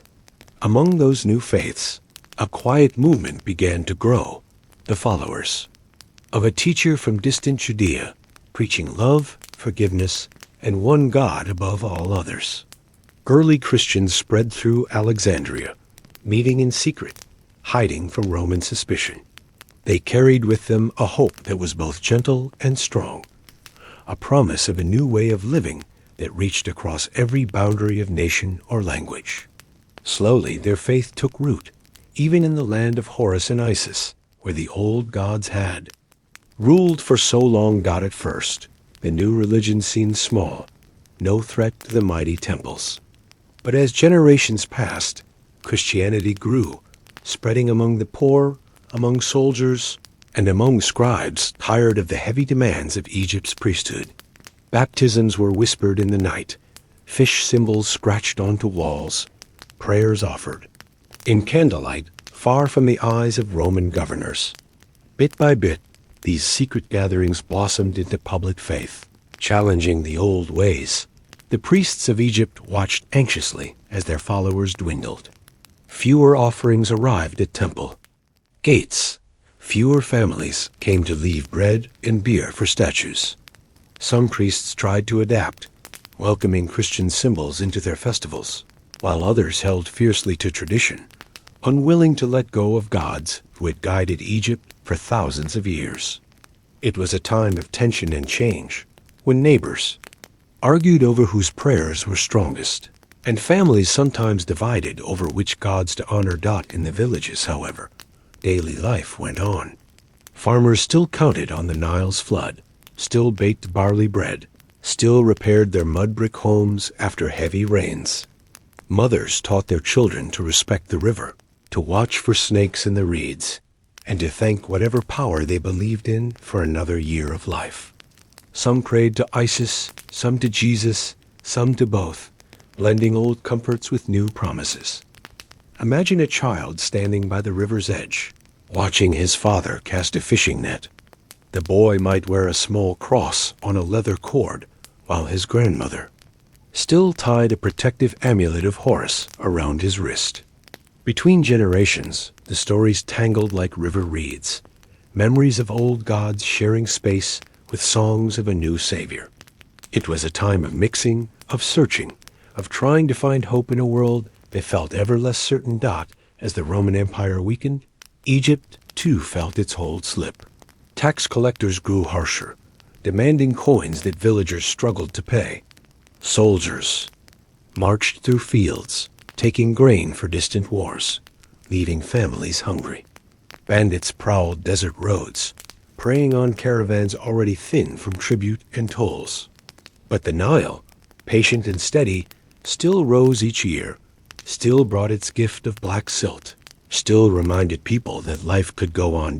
In the great cities, Christian bishops began to gain power, arguing with Roman officials over laws and taxes, trying to shield their congregations from hardship. Churches grew from simple meeting houses to grand basilicas, where marble columns shone in oil lamp light. Some of these new churches stood atop the ruins of old temples, using their stones to build fresh altars, their columns to hold new arches. And so, piece by piece, Egypt's landscape transformed. The ancient gods did not vanish all at once. In remote villages, statues of Horus and Hathor still received flowers, and people whispered the old prayers before planting crops. Some priests traveled from house to house, reminding families of rituals to protect newborn babies or to calm the anger of river spirits. But with each passing year, these voices grew softer as more children were baptized, learning new hymns instead of the ancient chants. Let yourself picture the quiet of a crumbling temple, its walls faded, its statues half buried in drifting sand. A single priest lights incense alone, offering thanks to gods whose names once echoed across the land in festival songs. Outside, children laugh in the dusty street, chasing a ball made of scraps of linen, shouting words from a new faith their ancestors could not have imagined. There is sadness in this fading, but also a certain peace, a reminder that every tradition, no matter how powerful, must someday yield to change. In these final centuries, Egypt was no longer the center of its own destiny. Roman officials appointed governors, collected taxes, and watched for rebellions. The pharaohs' crowns had become museum pieces, curiosities to display in triumphal parades. But the people of Egypt held on to their land, their river, their families. They adjusted, as people always do, bending like reeds before a strong wind, then standing tall again when the storm passed. Night after night, the Nile watched these changes in silence. Crocodiles still basked on its banks, fishermen still sang low songs as they paddled in the dark, and women still gathered water in clay jars at dawn. Beneath the stars, those small human acts continued, carrying hope forward even when empires fell. Let your mind rest easy in this thought. that the river, like a gentle heartbeat, never stopped. Empires rose and crumbled, kings and gods changed, but the river stayed, loyal to the land and its people. Breathe in that sense of stability. Let it flow through you, calming every worry, reminding you that even when the world seems to shift around you, something deep and strong holds steady. In our next part, we will see how Egypt stepped fully into the world of Christianity, leaving behind its last ties to the old gods, and how centuries of Islamic culture later brought new layers of faith, art, and tradition to this ancient land. For tonight, rest with the quiet knowledge that the past is safe, carried forward by stories, dreams, and the gentle lull of the river that flows through every age. Let yourself drift deeper into rest as we move into the next chapter of Egypt's long and layered story. The ancient gods had begun to fall silent, their temples grown quiet, but Egypt itself was far from finished. With the coming of Christianity, a new faith took root across the land. Churches blossomed in cities and villages alike, their walls painted with bright images of saints and angels. Psalms and hymns replaced old temple chants, and baptismal fonts took the place of sacred lakes where priests once purified themselves before dawn rituals. The Coptic Church, Egypt's own Christian tradition, carried forward many echoes of the past. Its language included words from pharaonic times, and its prayers carried the rhythms of the ancient land. People still believed in blessings, in protective charms, in the power of holy water to drive away sickness and bad luck. It was a new faith, yet dressed in some familiar shapes, comforting those who had watched their old ways fade. Coptic monks traveled far into the desert, building monasteries among lonely cliffs and caves. They sought peace in silence, believing that by leaving the noise of the cities, they could draw closer to God. Their small cells, built of mud brick and palm beams, faced the endless sand, where only the wind and the cry of hawks broke the stillness. Each sunrise felt like a blessing, each night a time for quiet prayers under 1,000 bright stars in the cities. Christian bishops struggled to keep peace under Roman rule, which often shifted between tolerance and harsh persecution. One emperor might allow churches to grow, another might tear them down. Christians hid in catacombs, worshipped by candlelight, and carried their crosses carefully, hoping to escape the anger of soldiers. Yet their faith only grew stronger, woven together by the same patience and determination that had carried the sea. People of the Nile through countless storms. Then, in the 600s, a new wave of change arrived. From the Arabian deserts came armies carrying a new faith, Islam, spreading rapidly across lands weakened by decades of conflict. Egypt, divided and tired, could not hold them back. The Muslim conquerors were both warriors and believers, and they brought with them a fresh language, Arabic, and a belief in the oneness of God that would shape Egypt's future for centuries to come.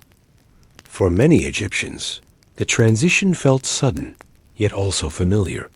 The new rulers respected the people of the book, allowing Christians and Jews to keep their faiths if they paid taxes and swore loyalty. Mosques began to rise beside churches, their slender minarets reaching toward the sky like new prayers. The call to prayer echoed across the river, 5 times a day, reminding everyone to pause, reflect, and thank the Creator for another sunrise. Life went on as it always had, in the quiet rhythms of the fields and villages. Farmers planted wheat and barley. Women baked bread on clay hearths, and children played beside the water. They learned new words, wore new clothes, and slowly wove Arabic into their daily speech, mixing it with the old Coptic prayers and folk songs of their ancestors. Markets bustled with new goods, spices from India, silks from Persia, and ivory from Africa, carried on camel caravans through the same desert roads that traders had used for thousands of years. In Cairo, a new capital emerged, rising on the eastern bank of the Nile. Its name meant the victorious, and it grew into a great city of scholars, merchants, artists, and mystics. Mosques bloomed like gardens of stone, decorated with delicate carvings and colored tiles, their domes shining under the bright Egyptian sun. The scent of roasted lamb, cardamom coffee, and burning incense floated through its narrow streets, where storytellers recited tales of prophets, heroes, and lovers under the soft glow of oil lamps. The new rulers respected Egypt's past. They admired the pyramids, wondered at the giant statues of gods long forgotten, and tried to understand hieroglyphs whose meaning had already begun to fade. Some scholars even recorded these monuments in Arabic books, preserving their shapes and stories so they would not vanish completely. Others reused stones from crumbling temples to build fortresses and bridges, tying the present to the past with practical hands. Through the centuries, Egypt became a jewel in the Islamic world, its scholars adding their wisdom to medicine, astronomy, and philosophy. They translated Greek works into Arabic, preserved the mathematics of earlier cultures, and developed new arts of their own. Calligraphy blossomed like a river of words across parchment, and the geometric patterns of Islamic art brought fresh beauty to walls and courtyards.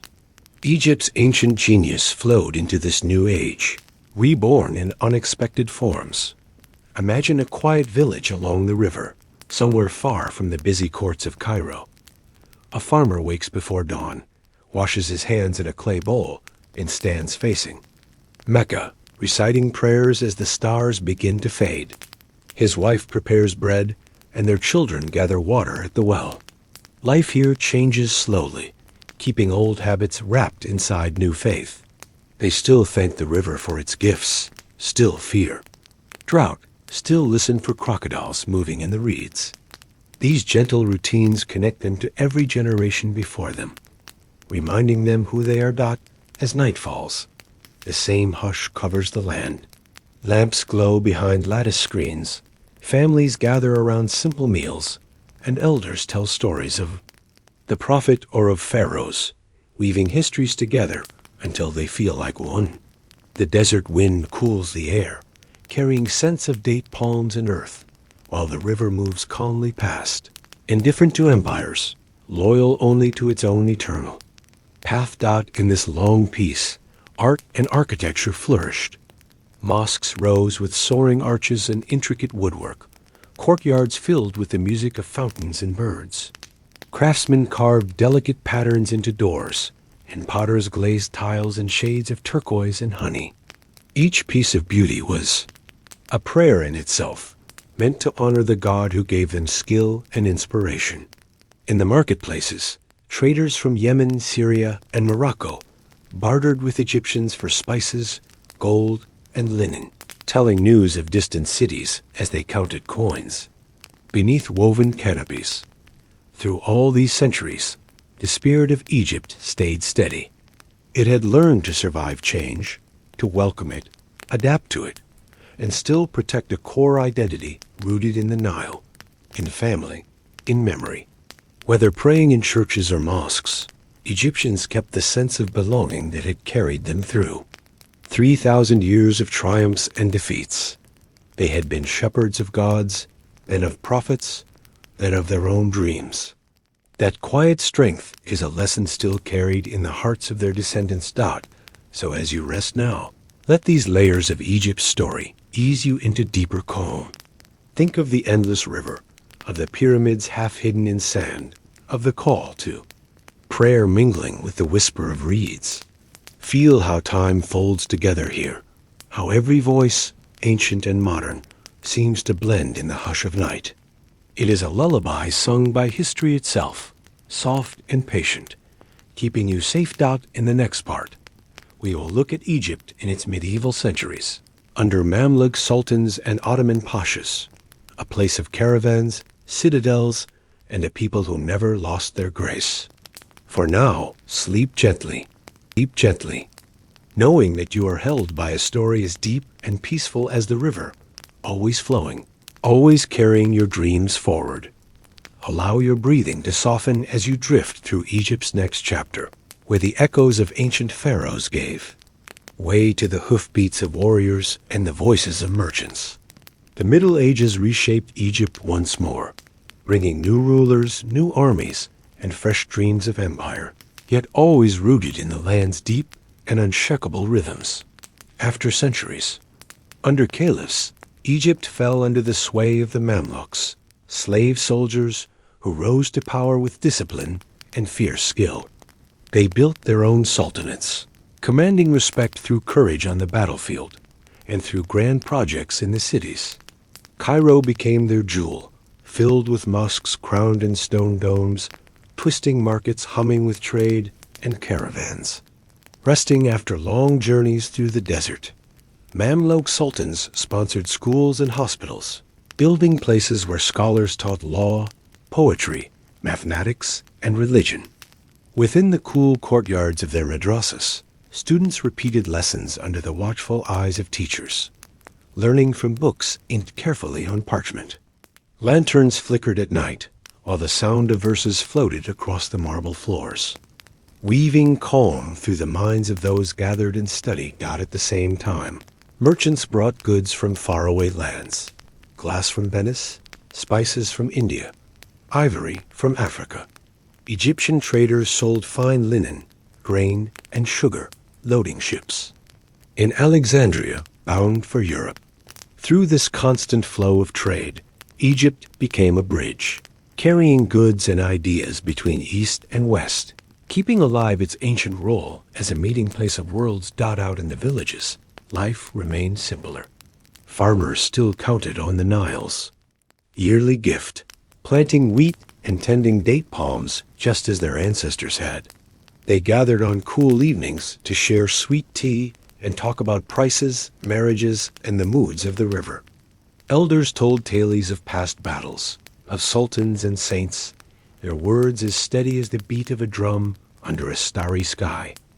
Even as foreign wars shook distant lands, the Nile Valley felt like a protected heart, steady and certain. It had learned to absorb change without losing its essence. Mamluk cavalry might thunder through Cairo's gates, banners high, but in the fields children still ran barefoot over warm mud, chasing geese and laughing. Women still baked flat bread on clay ovens, still sang lullabies to restless babies, still lit tiny lamps at dusk to keep the darkness gentle. Yet no power lasts forever. In 1517, Ottoman armies swept into Egypt, led by sultans who claimed the title of caliph. They replaced the Mamluk rulers, but kept many of their customs and commanders in place, weaving them into a new system.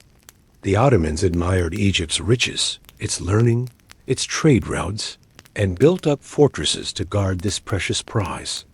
Ottoman pashas governed from Cairo, sending taxes north to Istanbul, while allowing Egyptians to keep many local traditions. Arabic stayed the language of worship and trade, though Turkish began to sprinkle through government offices.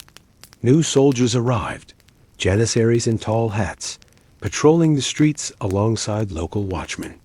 Still, the rhythms of Egypt carried on. Mosques continued to echo with prayers.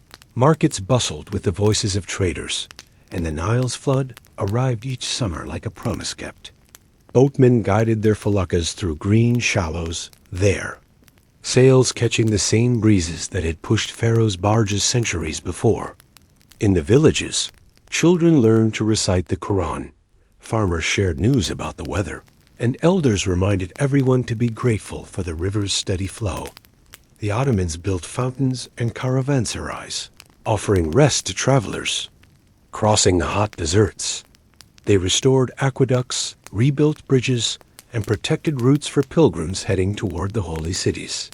Egypt again became a crossroads, a resting place, a land of hospitality and gentle welcome for strangers.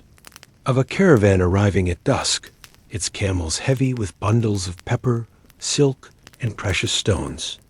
Drivers unloaded their goods beneath lantern light, counted coins carefully, and washed the dust from their faces before praying under the darkening sky. Merchants haggled, Guards watched for thieves, and children snuck curious peeks at these. Travelers from lands they could only dream of. This timeless scene could have played out 1,000 years earlier, showing how Egypt's beating heart stayed constant, even as centuries changed the names of its rulers. In Cairo's winding alleys, craftspeople carved wooden panels, hammered copper bowls, wove wool into bright carpets. The smell of roasted lamb and cinnamon rose from food stalls, and the cries of water sellers mingled with the distant call to prayer. Cats slept on stone steps, watched over by grandmothers, spinning thread and telling stories. Lanterns glowed. As night came on, softening the corners of the city into a calm lullaby of yellow light and hushed voices. Beyond the city, desert fortresses stood against the wind, built of thick stone to withstand heat and attack. Guards patrolled their high walls, looking out across a sea of dunes that stretched to the horizon. Carved inscriptions reminded travelers to trust in God and to fear no hardship, for Egypt had always survived whatever storms arrived from beyond. Its borders as the centuries passed, Egypt faced new challenges. Famines when the river's flood was too small, plagues that crept in along caravan routes, and rebellions that flared when taxes became too harsh.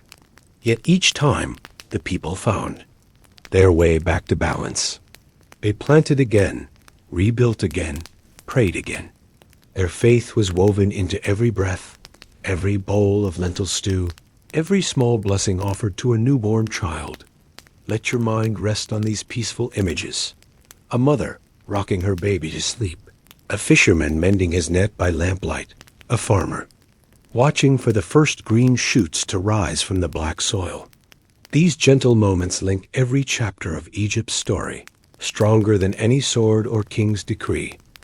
Night after night, the river moved through it all, constant and kind. It carried away worries, brought hope, and reminded people that life was worth protecting.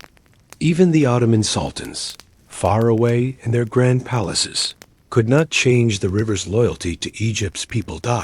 So breathe calmly now, letting that same current of steadiness move through you. Feel the hush of old prayers, the warmth of oil lamps, the hush of sandals on cool stone floors. These sounds, these sights, are a lullaby that belongs to all who have ever loved this land.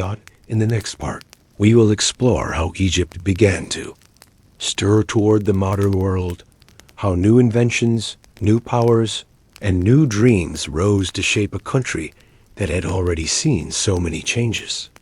But for now, sleep peacefully, trusting that history will keep flowing beside you.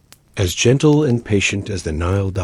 As you breathe deeply, let the calm of night hold you while Egypt's story carries you forward, closer to our own age.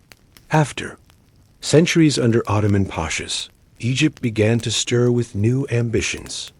In the late 1700s, change arrived in the form of a young French general named Napoleon Bonaparte, who sailed across the Mediterranean with dreams of empire. His cannons roared against Mamluk cavalry. His soldiers marched through Cairo's streets, and for a brief, burning moment, the old world seemed to shift on its foundations.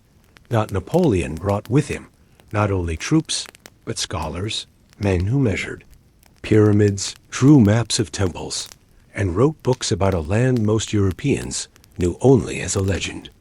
Their work planted seeds that would blossom into modern Egyptology, making the ancient past visible once more after centuries of silence.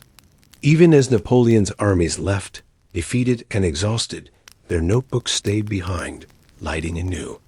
Path for historians and dreamers alike. In the years that followed, Egypt found a new ruler, Muhammad Ali, an Albanian officer who seized power and began reshaping the country with fierce determination. He dreamed of an Egypt strong enough to stand alone, and he built factories, trained modern armies, and planted cash crops like cotton to pay for his dreams. He invited engineers from Europe, opened schools for boys, and created a navy that patrolled the Red Sea. The old Mamluks faded under his rule, and the Ottoman Sultan gave him official permission to govern as viceroy. But Muhammad Ali wanted more than a title. His sons and grandsons continued his projects, digging canals, setting up railroads, and trying to transform Egypt into a modern power. Yet behind every grand plan lay the lives of countless peasants who still rose at dawn, worked the fields with wooden plows, and carried water from the river, just as their ancestors had done for thousands of years. In Cairo, the city changed quickly. Gas lamps lit busy streets, carriages rattled over new stone roads, and factories filled the air with strange noises.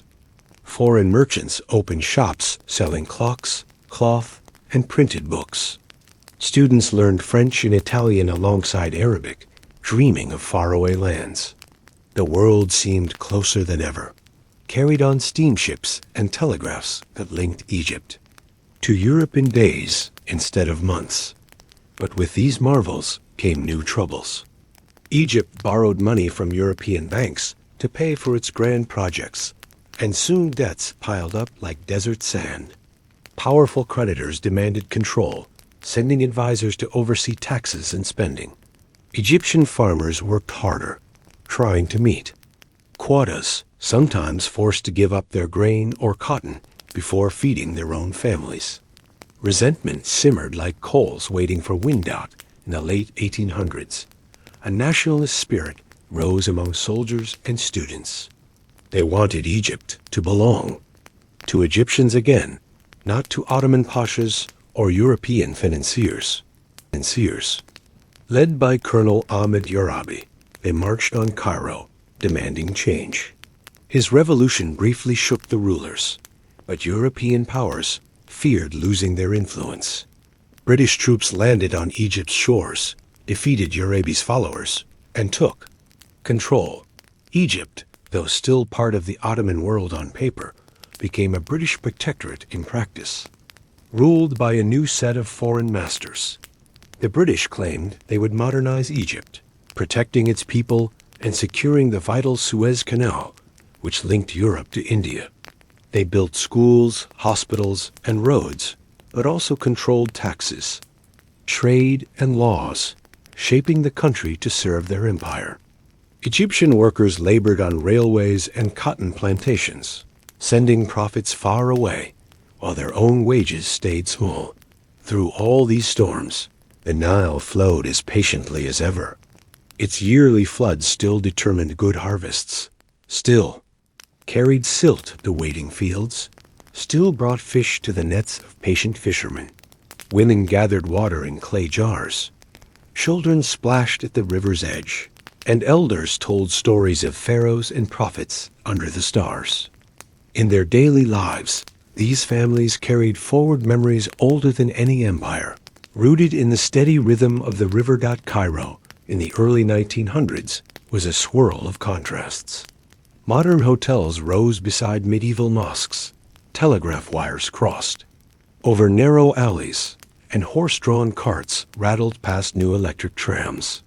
Newspapers printed news from London, Istanbul, and Paris, while storytellers still gathered in coffeehouses to recite epic poems of old heroes. The city seemed to live in 2 centuries at once, its heart divided yet beating with fierce pride. Egyptian artists and writers began to ask what their nation should become. Could it be modern and still true to its heritage? Could it honor the Quran, the pyramids, and the hopes of young dreamers all at once? These questions grew louder as the First World War arrived, bringing new hardships and foreign soldiers to Egyptian soil. Men were drafted, food was rationed, and families worried about loved ones sent far away. After the war, protests flared across the country. Egyptians marched through city streets demanding independence, waving flags and chanting for freedom. The British resisted, but in 1922, they finally allowed Egypt to declare itself a kingdom under King Fuad. Yet even then, British advisors stayed behind the scenes, pulling levers of power. Egypt had a flag and a throne, but still felt the weight of outside hands. Villagers in the Delta and Upper Egypt watched these events with cautious hope. They cared about who ruled, but more about whether the canals would bring enough water, whether their children would stay healthy, whether the harvest would be good. Their prayers blended memories of old gods, Islamic blessings, and quiet wishes to the river, asking simply for peace. As night returned, lamps glowed across cities and villages alike. Mothers rocked babies to sleep, telling them of the pyramids, of Moses crossing the waters, of Muhammad's kindness, of saints and heroes. The river kept rolling through it all, a constant reminder that change can be survived, that tomorrow always comes. In the next part of our story, Egypt will move through world wars, revolutions, and the long path toward true independence, finding its place among modern nations. For now, let your heart rest with the knowledge that this land, older than memory itself, continues to hold its people gently, as it always has. Breathe slowly, feel the weight of history soften, and allow sleep to come like the quiet current of the Nile, carrying you safely into dreams. Breathe gently as you sink once more into this steady river of stories, letting your mind settle in the calm. Egypt's path into the modern world was neither smooth nor simple, filled with moments of pride, pain, and resilience. After King Fuad, Egypt's people hoped to build a true nation of their own, free from all foreign hands. They wrote new constitutions, formed political parties, and dreamed of a land that belonged to its children alone.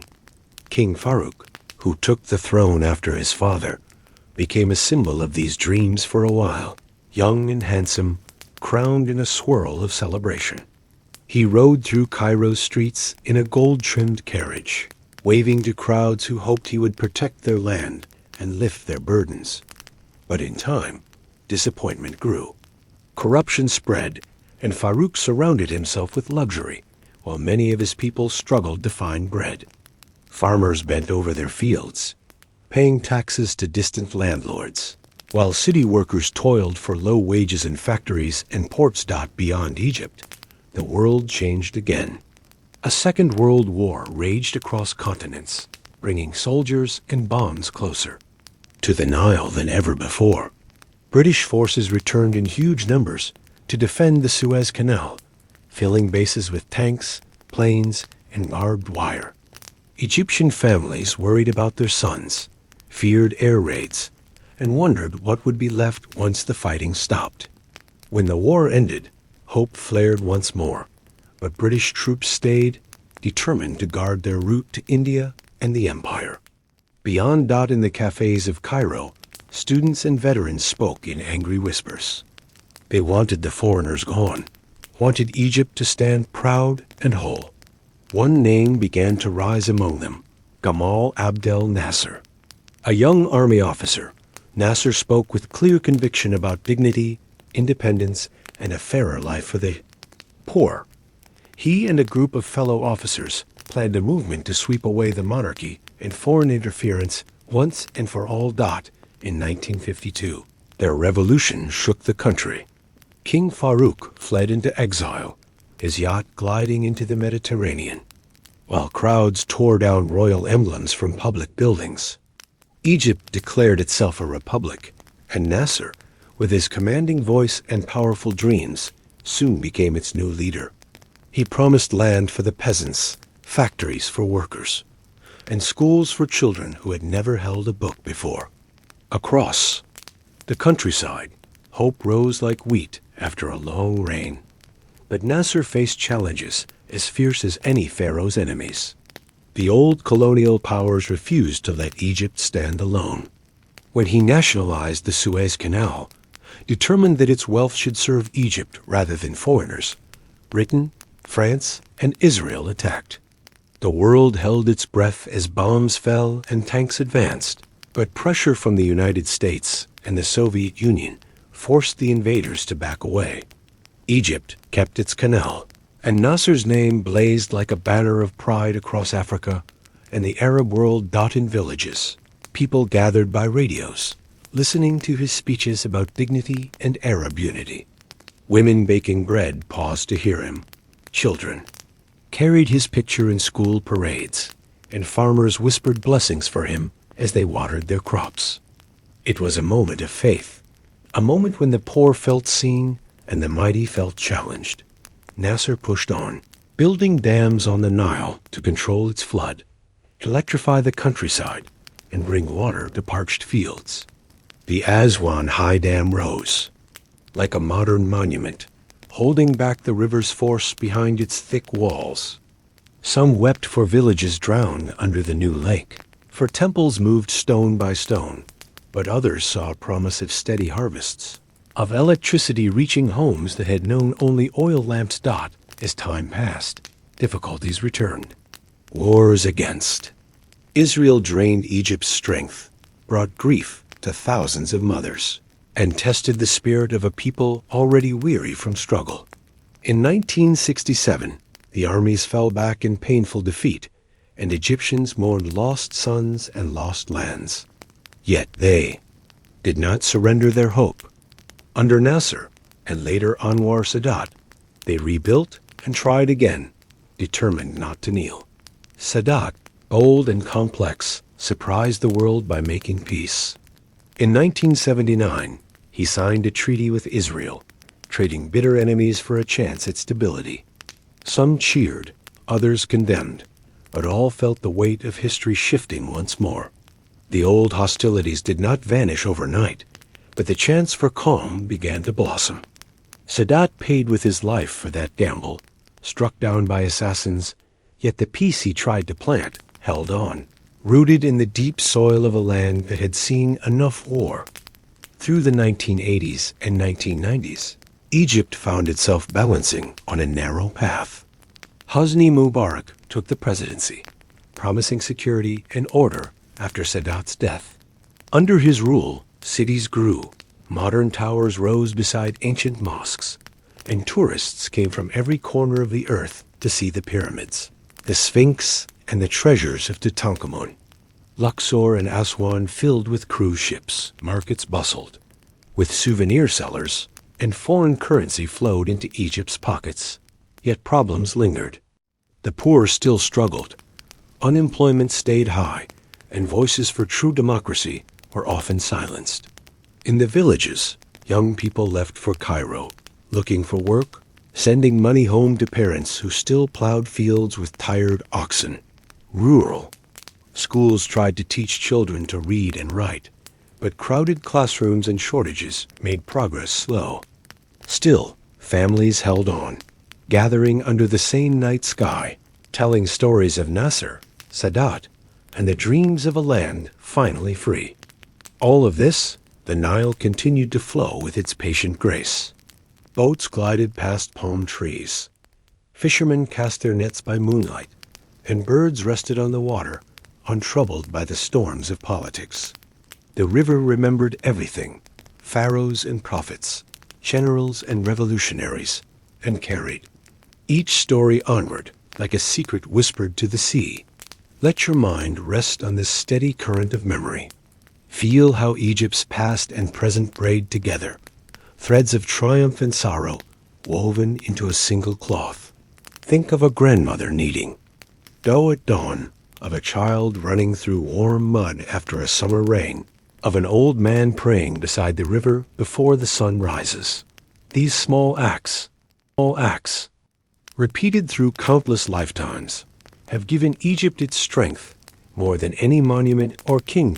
In the next part, we will look at the most recent chapters, when Egyptians rose once more in protest, demanding freedom and dignity in a world still uncertain. We will see how technology, dreams, and courage combined to light up the squares of Cairo, and how the river, faithful as ever, continued to watch over them. For now, let these stories carry you gently into peaceful sleep, as calm and timeless as the Nile itself. Let your body sink even more deeply into calm as we step into Egypt's most recent era, where the echoes of ancient pyramids still watched over a people determined to write their own destiny. In 2011, a new generation rose to its feet, demanding freedom, dignity, and justice. They gathered in Tahrir Square, their chants rising through the cool winter air, echoing off buildings both modern and ancient. Their voices called for change. After decades of heavy rule and few chances, social media carried their words across the world, showing images of peaceful marshes, of flags waving beneath blue skies, of crowds kneeling in prayer together, joined by a shared hope. It was a revolution made of courage and dreams, woven together by the deep wish to live with respect. As millions gathered, the world watched Egypt, remembering that this land had always been a stage for history's greatest dramas. In the villages, farmers heard the news over small radios, while stirring pots of lentil soup or watering rows of green shoots. Some feared what might come next, while others prayed for a better tomorrow. The old river flowed on through it all, carrying its silent witness, reminding every heart that change was as eternal as the current. After long days and nights of protest, President Hosni Mubarak stepped down, ending 30 years of rule. The crowds cheered, fireworks sparkled above Cairo, and for a brief moment, the dream of a new Egypt felt close enough to touch. But the path ahead was hard. New leaders came and went. Promises were made and broken, and the country sometimes stumbled, trying to find balance between freedom and stability. In these years of struggle, the people never gave up. They returned to the squares again and again, whenever they felt unheard, whenever their dignity seemed at risk. Some faced tear, gas and bullets, others carried nothing but the memory of ancestors who had also fought for a voice in their land.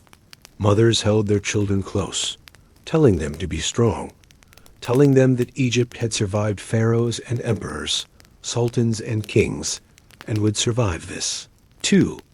Imagine a young woman standing in a crowd, clutching a simple phone that connected her to the world. She had studied history in a Cairo classroom, read about Cleopatra, Nefertiti, Hatshepsut, and now felt their courage in her own heartbeat. She shouted for justice, for bread, for a future she could believe in. Her voice joined a chorus that crossed centuries, reminding rulers that Egypt belonged first to its people. As months turned to years, the land saw more elections, more protests, more trials of hope and disappointment. But all the while, life continued in small, familiar ways. Children learned to read and write. Farmers planted their wheat. Merchants sold herbs in busy souk, and fishermen cast nets into the river before dawn. The Nile, unchanged, carried the weight of these new stories, just as it had carried the songs of pharaohs and the prayers of prophets. Tourists slowly returned, drawn to the pyramids, the Sphinx, the painted tombs of the Valley of the Kings. They walked through silent corridors lined with hieroglyphs, listening to guides speak of ancient glories. Local sellers offered them carved scarabs, papyrus scrolls, tiny glass bottles filled with colored sand. In Luxor, hot air balloons rose.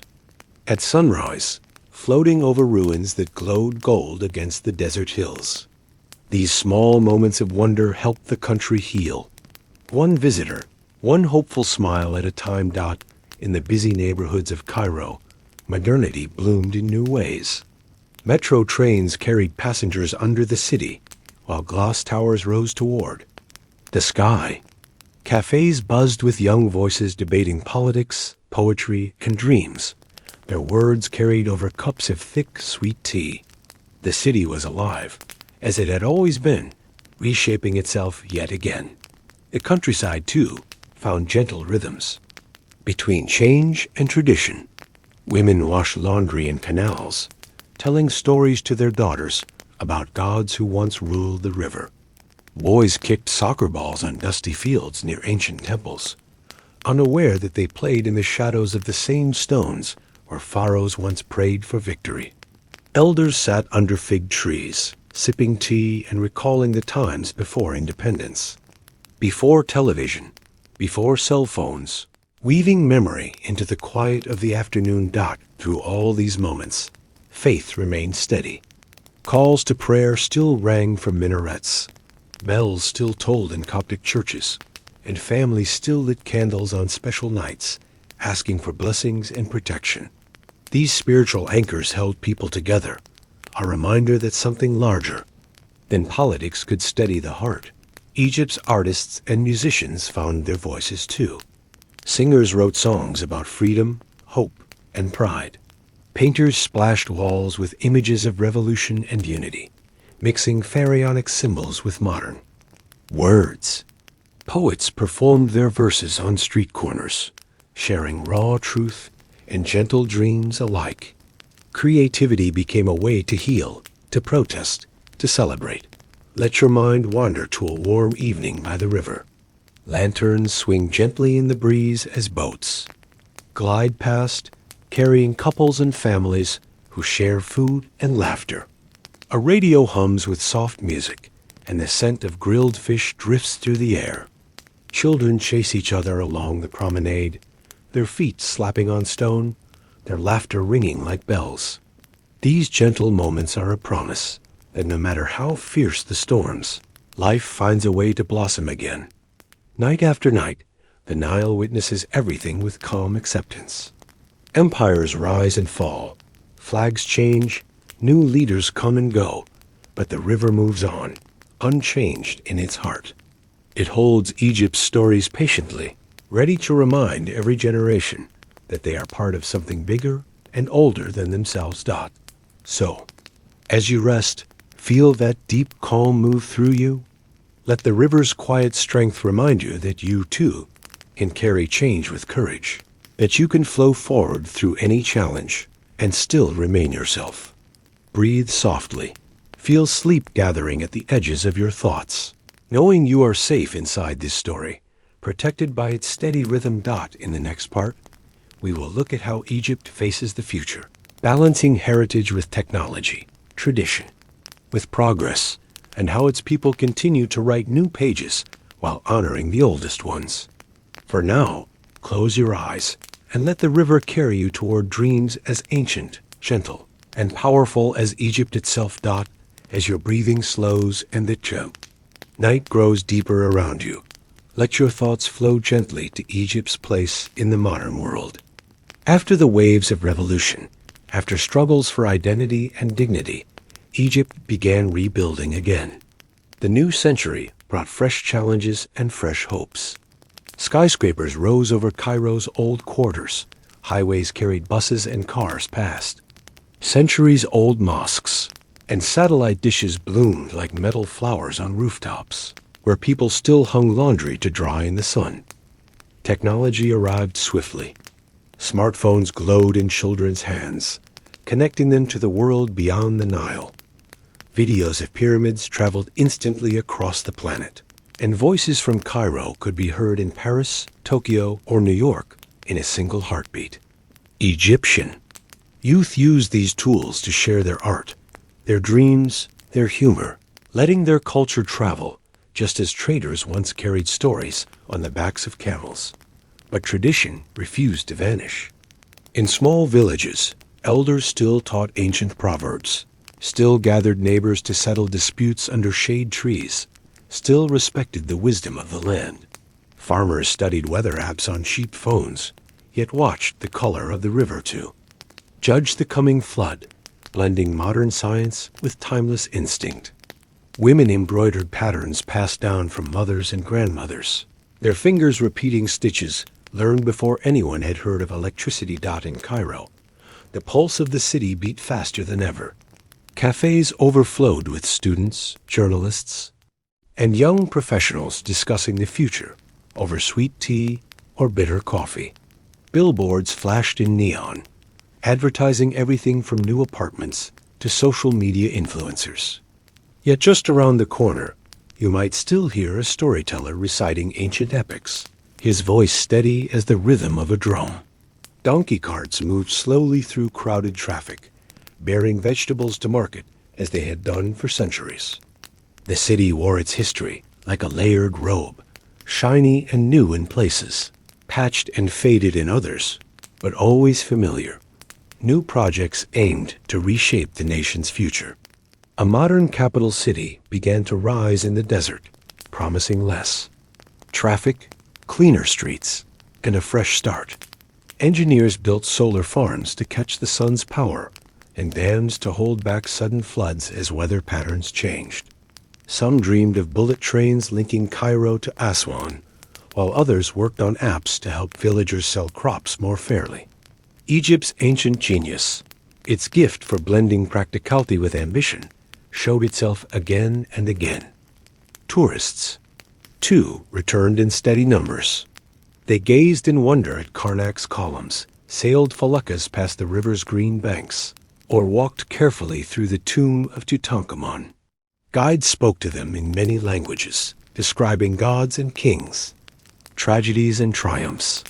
Souvenir sellers offered alabaster statues and bright scarves, their voices echoing in alleys, scented with cardamom and mint tea. Egypt reminded visitors that the human story had always been bigger than politics. It was built on art, love, faith, and the simple miracle of survival. Meanwhile, every day, families carried on. Parents worried about school fees, children argued over homework, and neighbors gossiped about who might get married next. Ramadan brought evenings of lanterns and dates, children staying up late to laugh and play. Christmas bells rang from Coptic churches, where prayers mixed with the scent of frankincense, just as they had for centuries. Weddings brought drumbeats and ululations, the swirl of bright dresses, the sparkle of hope. Funerals gathered whole, villages to remember, to mourn, and to give thanks for a life lived. These rituals, steady and human, linked each generation to the next. Politics still caused worry, of course. Leaders came and went, laws shifted, protests rose, and security tightened. Some spoke with fear of the future, others with determination to fix it. But the deeper current, like the river, held steady. Egyptians kept planting crops, telling jokes, feeding guests, teaching their children. They kept looking up at the same stars that had watched over Khufu's pyramid and Cleopatra's ship, trusting that they would find their path forward, one day at a time. In schools, teachers explained the mysteries of science alongside verses from the Quran. Students learned to use computers while reciting poems centuries old. Girls dreamed of being pilots, doctors, engineers, while their mothers showed them how to bake bread or tie a headscarf on a windy day. Sons practiced English phrases for tourists, while still helping their fathers mend fishing nets at dawn. These small acts built bridges across time, honoring both tomorrow and yesterday. At night, the Nile flowed on, passing the glowing windows of riverside hotels, gliding past fishermen lighting lamps on their boats, carrying the city's stories downstream. Some nights were loud with music and parties, others quiet under a cool breeze.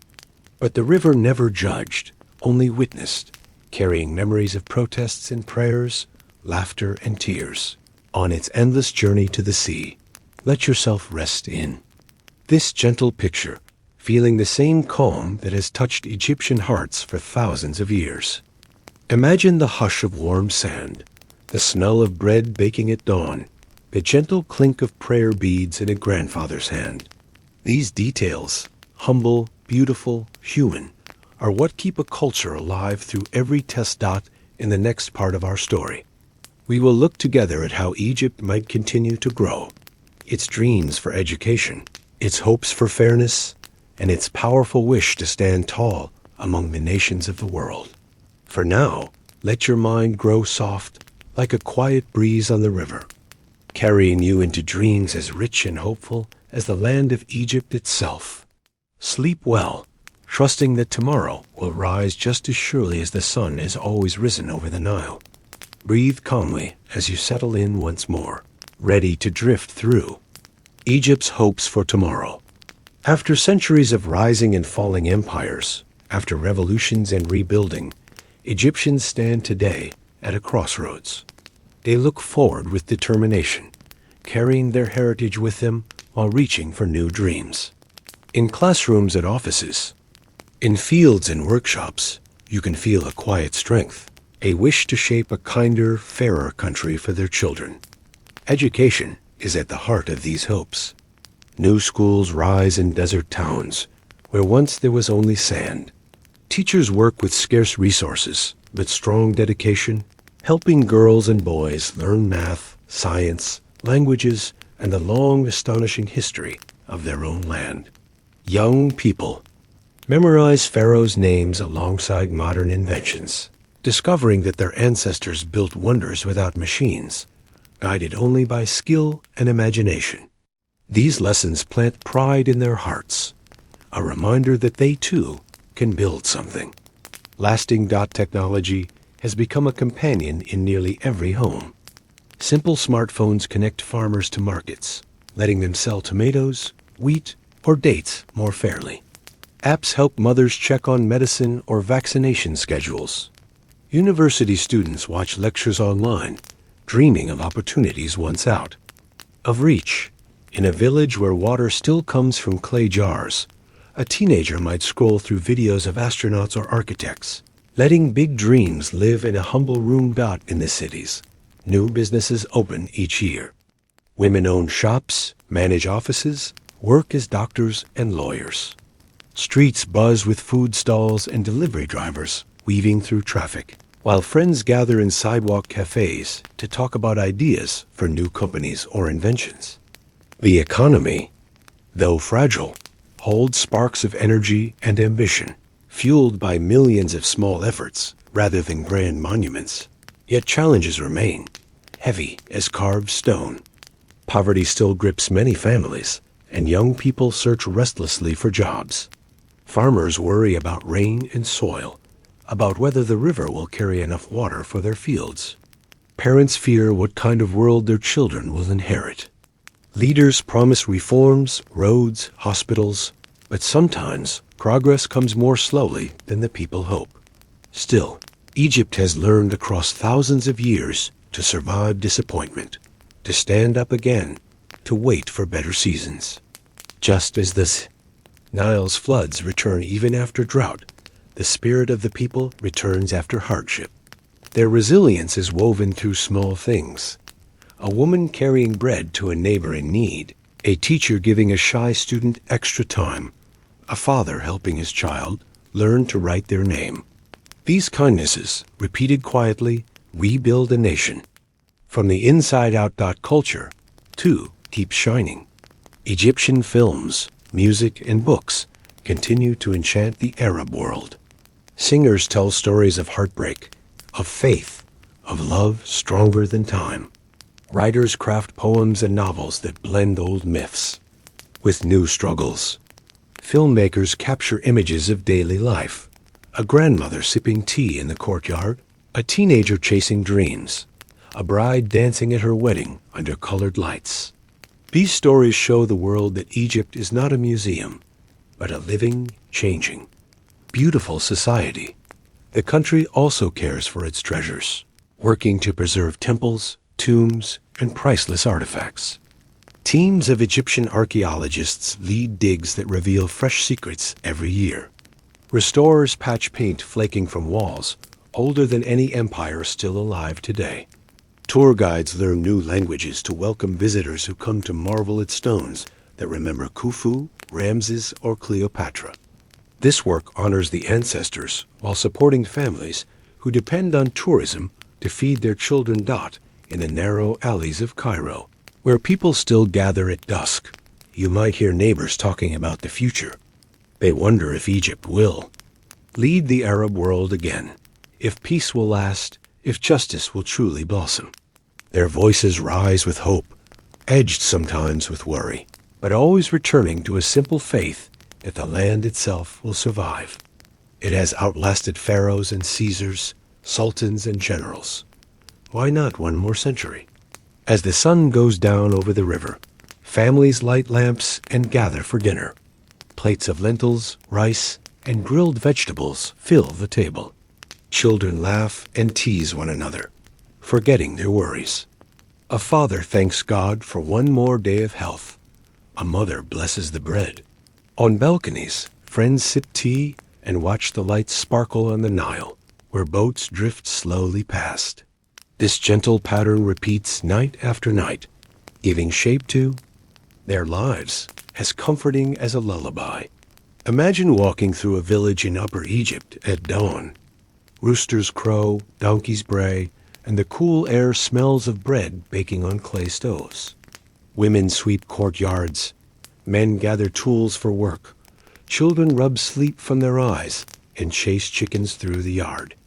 In that moment, the past and present seem to merge. These daily rhythms have not changed since ancient times. A steady heartbeat connecting all of Egypt's history. Let your mind drift to the great temples still standing against the sky. Columns worn smooth by centuries of wind. Carvings touched by countless hands. Birds nesting in shadows where once priests sang to gods. These places remind Egyptians who they are, showing them that their story is not easily erased. Even when paint fades, stone remembers. Even when kings fall, people remain. Night after night, the river holds these truths. Its waters glide through centuries without judgment, carrying stories of triumph and loss, of courage and fear to the wide sea. It asks nothing, gives everything, and teaches that patience is the greatest strength of all. So as you breathe deeply, let that patience fill you too. Feel the comfort of knowing you are part of something bigger. A history so vast, it holds space for every worry, every hope. Feel how each breath steadies you, like the river's quiet flow, reminding you that time is a gentle healer. Always. Moving forward. In the next part, we will dream together of what Egypt might become. A land of fairness, innovation, peace, and unity, and explore how its people might build these dreams, one kindness, one effort, one prayer at a time. For now, let yourself rest in calm, floating on the river of memory, drifting slowly towards sleep, as safe and warm as any traveler who has ever lain under Egypt's stars. Settle in a little deeper, letting the calm night surround you, as we allow our journey through Egypt to look gently ahead. Imagine, if you will, how Egypt might continue to blossom, carrying its memories and lessons into a future still unwritten. It is a future made of hope, of challenges yet to come, and of dreams seeded by generations. In the coming years, many Egyptians dream of fairer chances for every child. They wish for schools where classes are not overcrowded, where teachers have resources and time to guide every student. They imagine universities with open doors, where women and men learn side by side without barriers. They hope to build laboratories and research centers that will let Egyptian minds shine just as brightly as their ancestors once did when they charted stars and measured pyramids. Technology will shape much of that dream. Already, young engineers design solar panels for desert villages, finding ways to bring clean power to places long left behind. Inventors create simple water filters for farmers, keeping families safe during hot, dry summers. Doctors consult patients across miles with video calls, reaching children in distant corners of the Delta or Upper Egypt. These tiny revolutions, repeated again and again, can build a healthier, stronger country.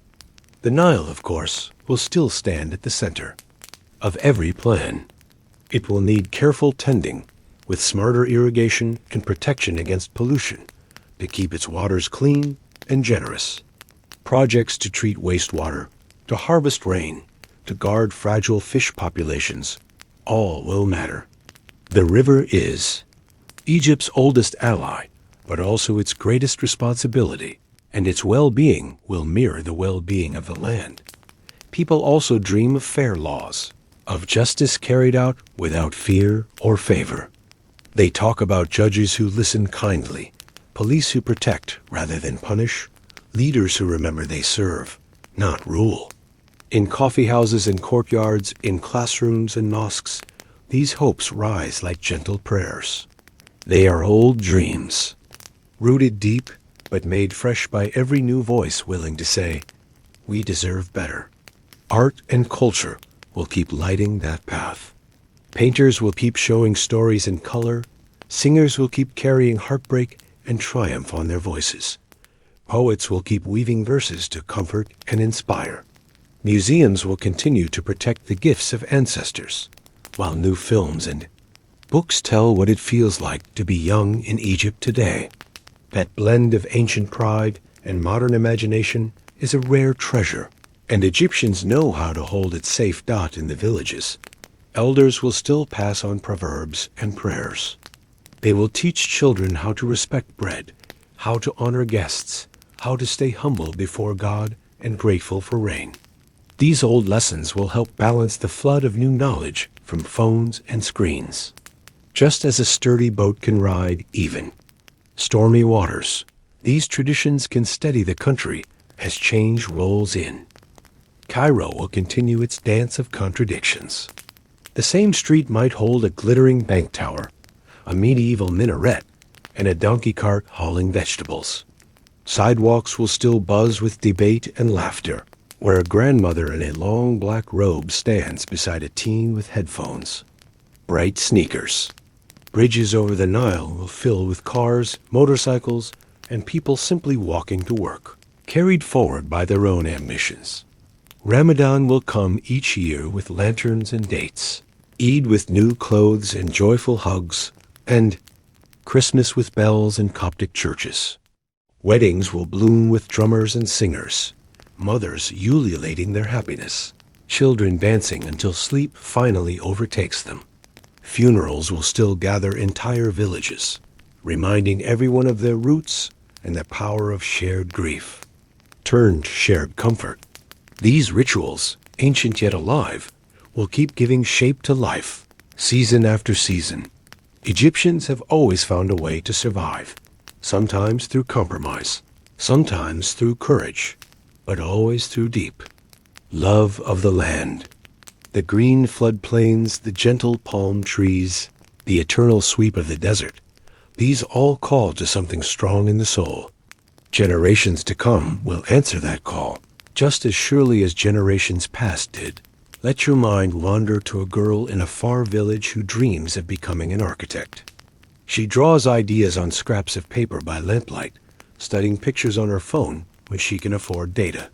Someday she might help design a new school or a bridge over a Nile tributary. In a city, a boy watches a YouTube video about solar panels, then tells his uncle how they might power their water pump. These dreams are seeds, dropped into the same black soil that has grown wheat for pharaohs. Emperors and farmers alike at night. The river will still catch moonlight on its ripples, shining across fishing boats tied up after a long day. Grandfathers will tell stories of Nasser, Sadat, the protests of Tahrir, and the victories of everyday people who found their voice. Parents will hush children to sleep with tales of gods and prophets, warriors and peacemakers, reminding them that nothing is ever truly lost if you remember it. So let these peaceful pictures hold you now. Feel the hush of warm summer air through an open window, the soft creak of an old wooden door, the distant bark of a dog somewhere down a village lane. These tiny details carry the oldest magic of all, the magic of belonging, of knowing you are part of a family, a country, a story older than memory. In the next part, we will close our eyes completely on this journey, gathering all the threads together and blessing Egypt for all it has been and all it will be. For now, let your heart rest, carried on the steady current of history, as soft and strong as the Nile itself, flowing through your dreams tonight. Breathe softly, letting the night wrap around you like a warm blanket, as we begin the closing chapter of this long and gentle journey through Egypt. After so many centuries, so many kings and farmers, merchants and mothers, priests and children, Egypt stands today as a land still full of questions, still full of hope. Its past is woven tightly into every street and field, every prayer and every lullaby, holding a calm strength that endures. In this future yet to come, Egyptians will keep writing their story. They will study, travel, invent, and create, carrying with them echoes of pyramids and temples, of prophets and pharaohs, of wars survived and peace rebuilt. They will teach their children to love this land, to protect its river, to cherish its memory, and to build something kinder than what they inherited. This is a dream no invader has ever managed to crush, and no dictator has ever truly stolen dotted weddings. Laughter will still rise under bright lights strung between buildings, while drummers beat rhythms older than history. In busy streets, sellers will still call out prices for mangoes and dates, their voices joining a music made of horns, footsteps, and distant prayers. On farms, men and women will harvest wheat, thank God for the rain, and look forward to one more harvest next year. A new generation will keep discovering who they are and who they wish to become. Some will work abroad, sending money home to parents in small villages. Others will stay, determined to change their neighborhoods and their country with their own hands. They will balance tradition and modernity, carrying old stories while living new ones. They will argue and vote and dream and build, knowing that all these things are their right, just as surely as the Nile belongs to them. Faith will keep its steady place in their lives.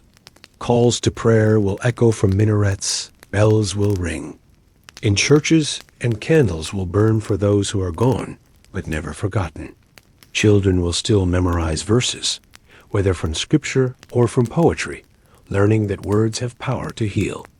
Even on difficult days, these quiet rituals will hold families together, reminding them that beyond politics and hardship, there is something sacred in being human, in being kind, in being connected. Artists will paint, sing, dance, and write. Their voices will carry pride in being Egyptian, weaving new colors over an ancient canvas. They might tell stories of girls who build robots, of boys who become doctors, of villages that finally get clean water, of grandparents who survived. So much yet still laugh freely. These stories will matter every bit as much as pharaohs and gods once did, because they are alive, breathing, true. On quiet nights, by the river, someone will always stand alone for a moment, looking at the current, slipping by. They might think of loved ones who left, or chances they missed, or questions they still carry. The Nile will offer its answer in gentle waves, reminding them that everything passes, and everything returns, and that the river itself has been a witness to far greater sorrows and far greater joys than any one person can hold alone. Let your mind drift through these peaceful images. Picture a grandmother telling a child how to braid hair, or a boy helping his father tie a fishing net before dawn. Imagine a girl kneeling to pray in the hush of a clay-walled courtyard, or a teacher erasing a blackboard while sunshine pours in through a broken window. These are not the scenes in museums, but of life, the life that has carried Egypt forward through every collapse and every rebirth. Egypt's future may be uncertain, like every future is. The climate may challenge its farmers, the economy may test its youth, the politics may strain its patience. But a country that has survived invasions, plagues, revolutions, and centuries of change is not easily broken. Its greatest strength has always been the ordinary people, those who plant seeds, raise children, tell stories, share bread, and comfort neighbors. That is the real dynasty of Egypt, lasting far longer than any crown or monument dot, and the Nile will still flow, slow and graceful, past Luxor and Aswan, past Cairo's glowing skyline, past quiet marshes in the delta. It will carry silt to fields, fish to markets, stories to anyone who sits on its banks and listens. If you ever stand beside it, close your eyes and breathe. You might feel the same peace that ancient priests felt, that soldiers felt, that children have felt for thousands of years. It is a peace beyond language, a hush of belonging, of belonging. So as we come to the end of this journey together, hold close what you have learned and dreamed. Remember how Egypt grew from a string of mud brick villages into an empire, how it gave the world writing and art, how it carried faith through every storm. Remember the farmers who stood by the river each dawn, the children who played by its banks, the queens who ruled with wisdom, the workers who built temples stone by stone. Remember that they are not so different from you. Human, hopeful, flawed, and resilient. The river will guard these stories forever. Its water will slip through papyrus reeds. Its breeze will lift birds high into a blue sky, and its memory will wait for anyone willing to listen. Even after monuments crumble and languages fade, the river will remember, as softly and surely as a lullaby. Let your thoughts rest in this calm. Feel the gentle rhythm of history in your breath, the same rhythm that has carried Egypt through centuries. Trust that your own life is part of a much wider story, woven together with kindness and courage. Let the hush of these words cradle you into peaceful sleep, knowing you are safe, you are held, you are remembered. And when morning comes, as the sun rises over the pyramids once again, Egypt will still stand, breathing, dreaming, hoping, ready to welcome a new day. So sleep well, traveler, carried on the river of time, wrapped in the blessings of an old, gentle land that has loved its people since the very first sunrise. Allow your body to feel even heavier now, letting every muscle soften as you breathe calmly. We have traveled through Egypt's story from its dawn until today, and perhaps you wonder, what does it truly mean for a land to endure so long? It means people have kept living, loving, and hoping, no matter who claimed the throne or who drew the borders. It means that rituals held strong, even when kings fell, that songs carried on, even when languages changed. It means that grandmothers still held children in their arms and told them the stories of courage and kindness that survive every passing age. Picture, for a moment, an evening in a quiet village on the banks of the Nile. The sky darkens gently, the last traces of sunlight turning the river's surface into a sheet of copper and gold. Somewhere a goat bleats, a child laughs, and a mother calls her family to dinner. The smell of lentil stew mixes with the scent of earth still warm from the day. Someone lights a small oil lamp, just as they did centuries ago, and its flicker sends soft shadows across the courtyard. Nothing spectacular, yet everything precious. This is Egypt's true power, not merely its pyramids or treasures, but its people's ability to find peace in the simple. They gather under trees to talk, they share bread, they look after one another. They teach their children respect, even in poverty, and remind them to thank God or the river, or both, for one more day. These moments of humanity, repeated across uncounted lifetimes, have guarded Egypt through every storm dot in the cities. The pattern is different, but just as meaningful. Neon lights flash above shop signs, buses rumble down crowded streets, and vendors call out their prices for falafel and fruit juice.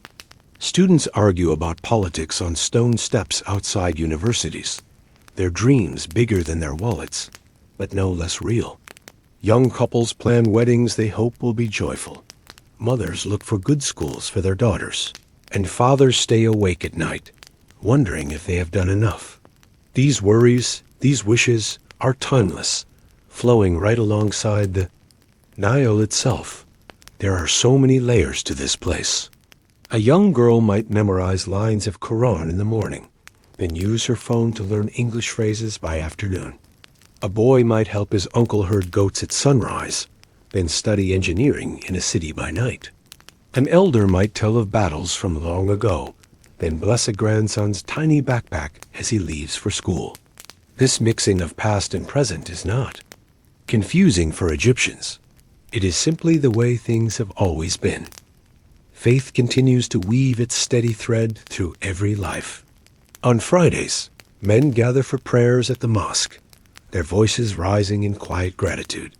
On Sundays, bells call worshippers to Coptic churches, where candles burn and hymns rise. Ramadan brings lanterns and joyful gatherings after sunset, while Christmas brings decorated trees and family feasts. These rituals are stitched into Egypt's identity, providing a steady path even when everything else feels uncertain. Nature, too, offers a constant rhythm. The river still floods and recedes, though now carefully controlled by dams. Palm trees sway in desert winds, birds rest on mud islands, and desert foxes leave footprints near lonely ruins. Farmers plant seeds, trusting the sun to do its work. Fishermen mend nets under the shade, hoping for good catches. These patterns link every Egyptian heart to the land, reminding them that no matter how modern their world grows, they will always belong here. In the desert, the silence remains as deep as ever.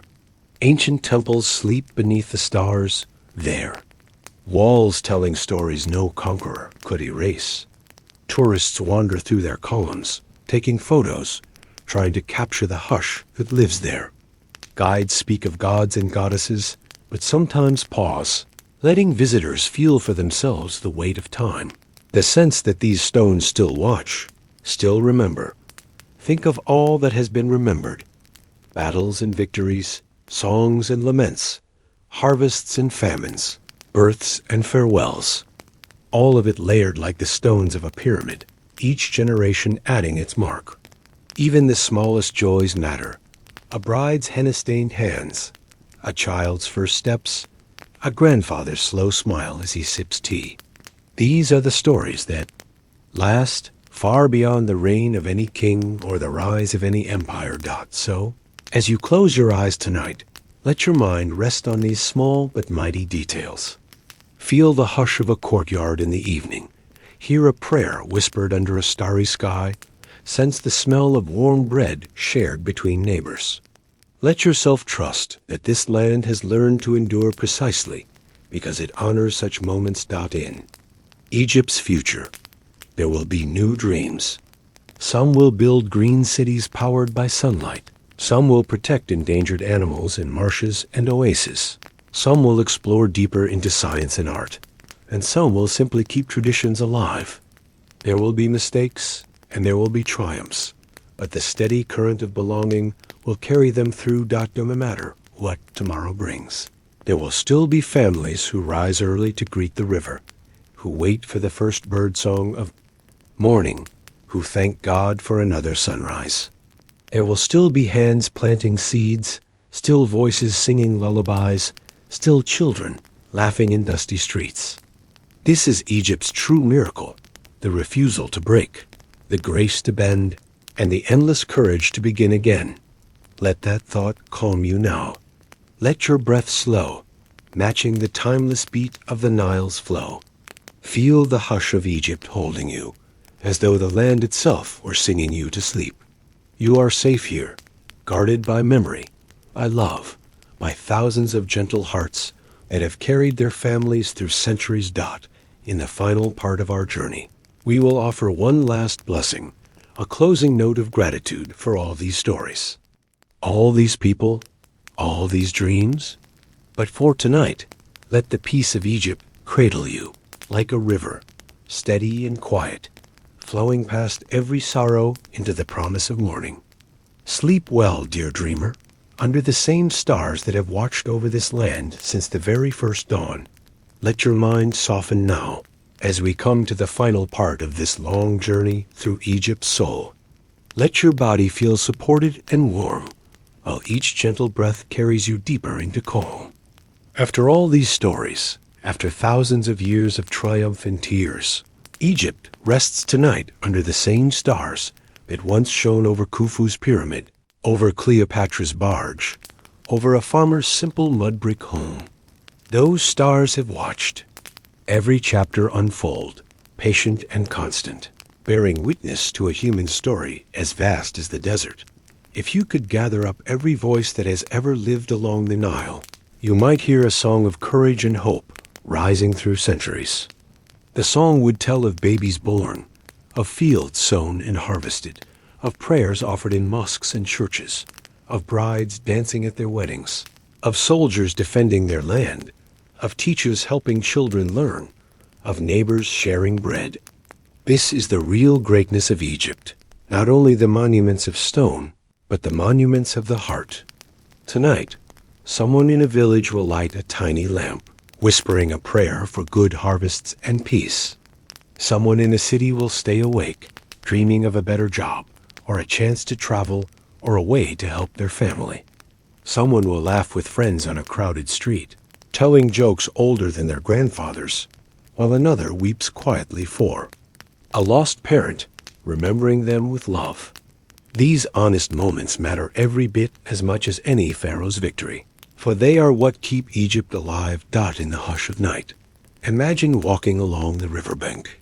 The water moves slowly, touched by moonlight, carrying the same calm it has carried for 5,000 years. In that moment, you feel a part of something bigger, a living thread tied to every person who has ever stood in this place. There is a comfort in knowing you belong, even if you have never set foot on Egyptian soil. You are connected through wonder, through memory, through the simple respect for all that time has built and protected. Think of the generations to come. They will rise, as all generations do, with fresh ideas and new inventions, with bold plans for the world. They will remember climate challenges, new medicines, and new machines, yet they will still pause on warm evenings to hear the call to prayer. Yet they will still pause on warm evenings to hear the call to prayer, to watch the sun set behind palm trees, to taste sweet dates in Ramadan, or break bread at Christmas. They will still fall in love, still sing songs, still teach their children to be gentle and brave. Perhaps one day they will stand before a monument or a temple you heard about in these stories, and they will place their hands on the stone, closing their eyes. They will feel a silent blessing move through them, a sense that everything passes, yet everything remains. The stories do not end. They only change shape, moving forward like the river itself. Let your breath steady now as you imagine all the moments woven together. Pharaohs building pyramids, scribes writing on fresh papyrus, priests tending statues of gods, queens leading armies, children gathering figs in shady gardens, merchants crossing the desert with spices, scholars debating.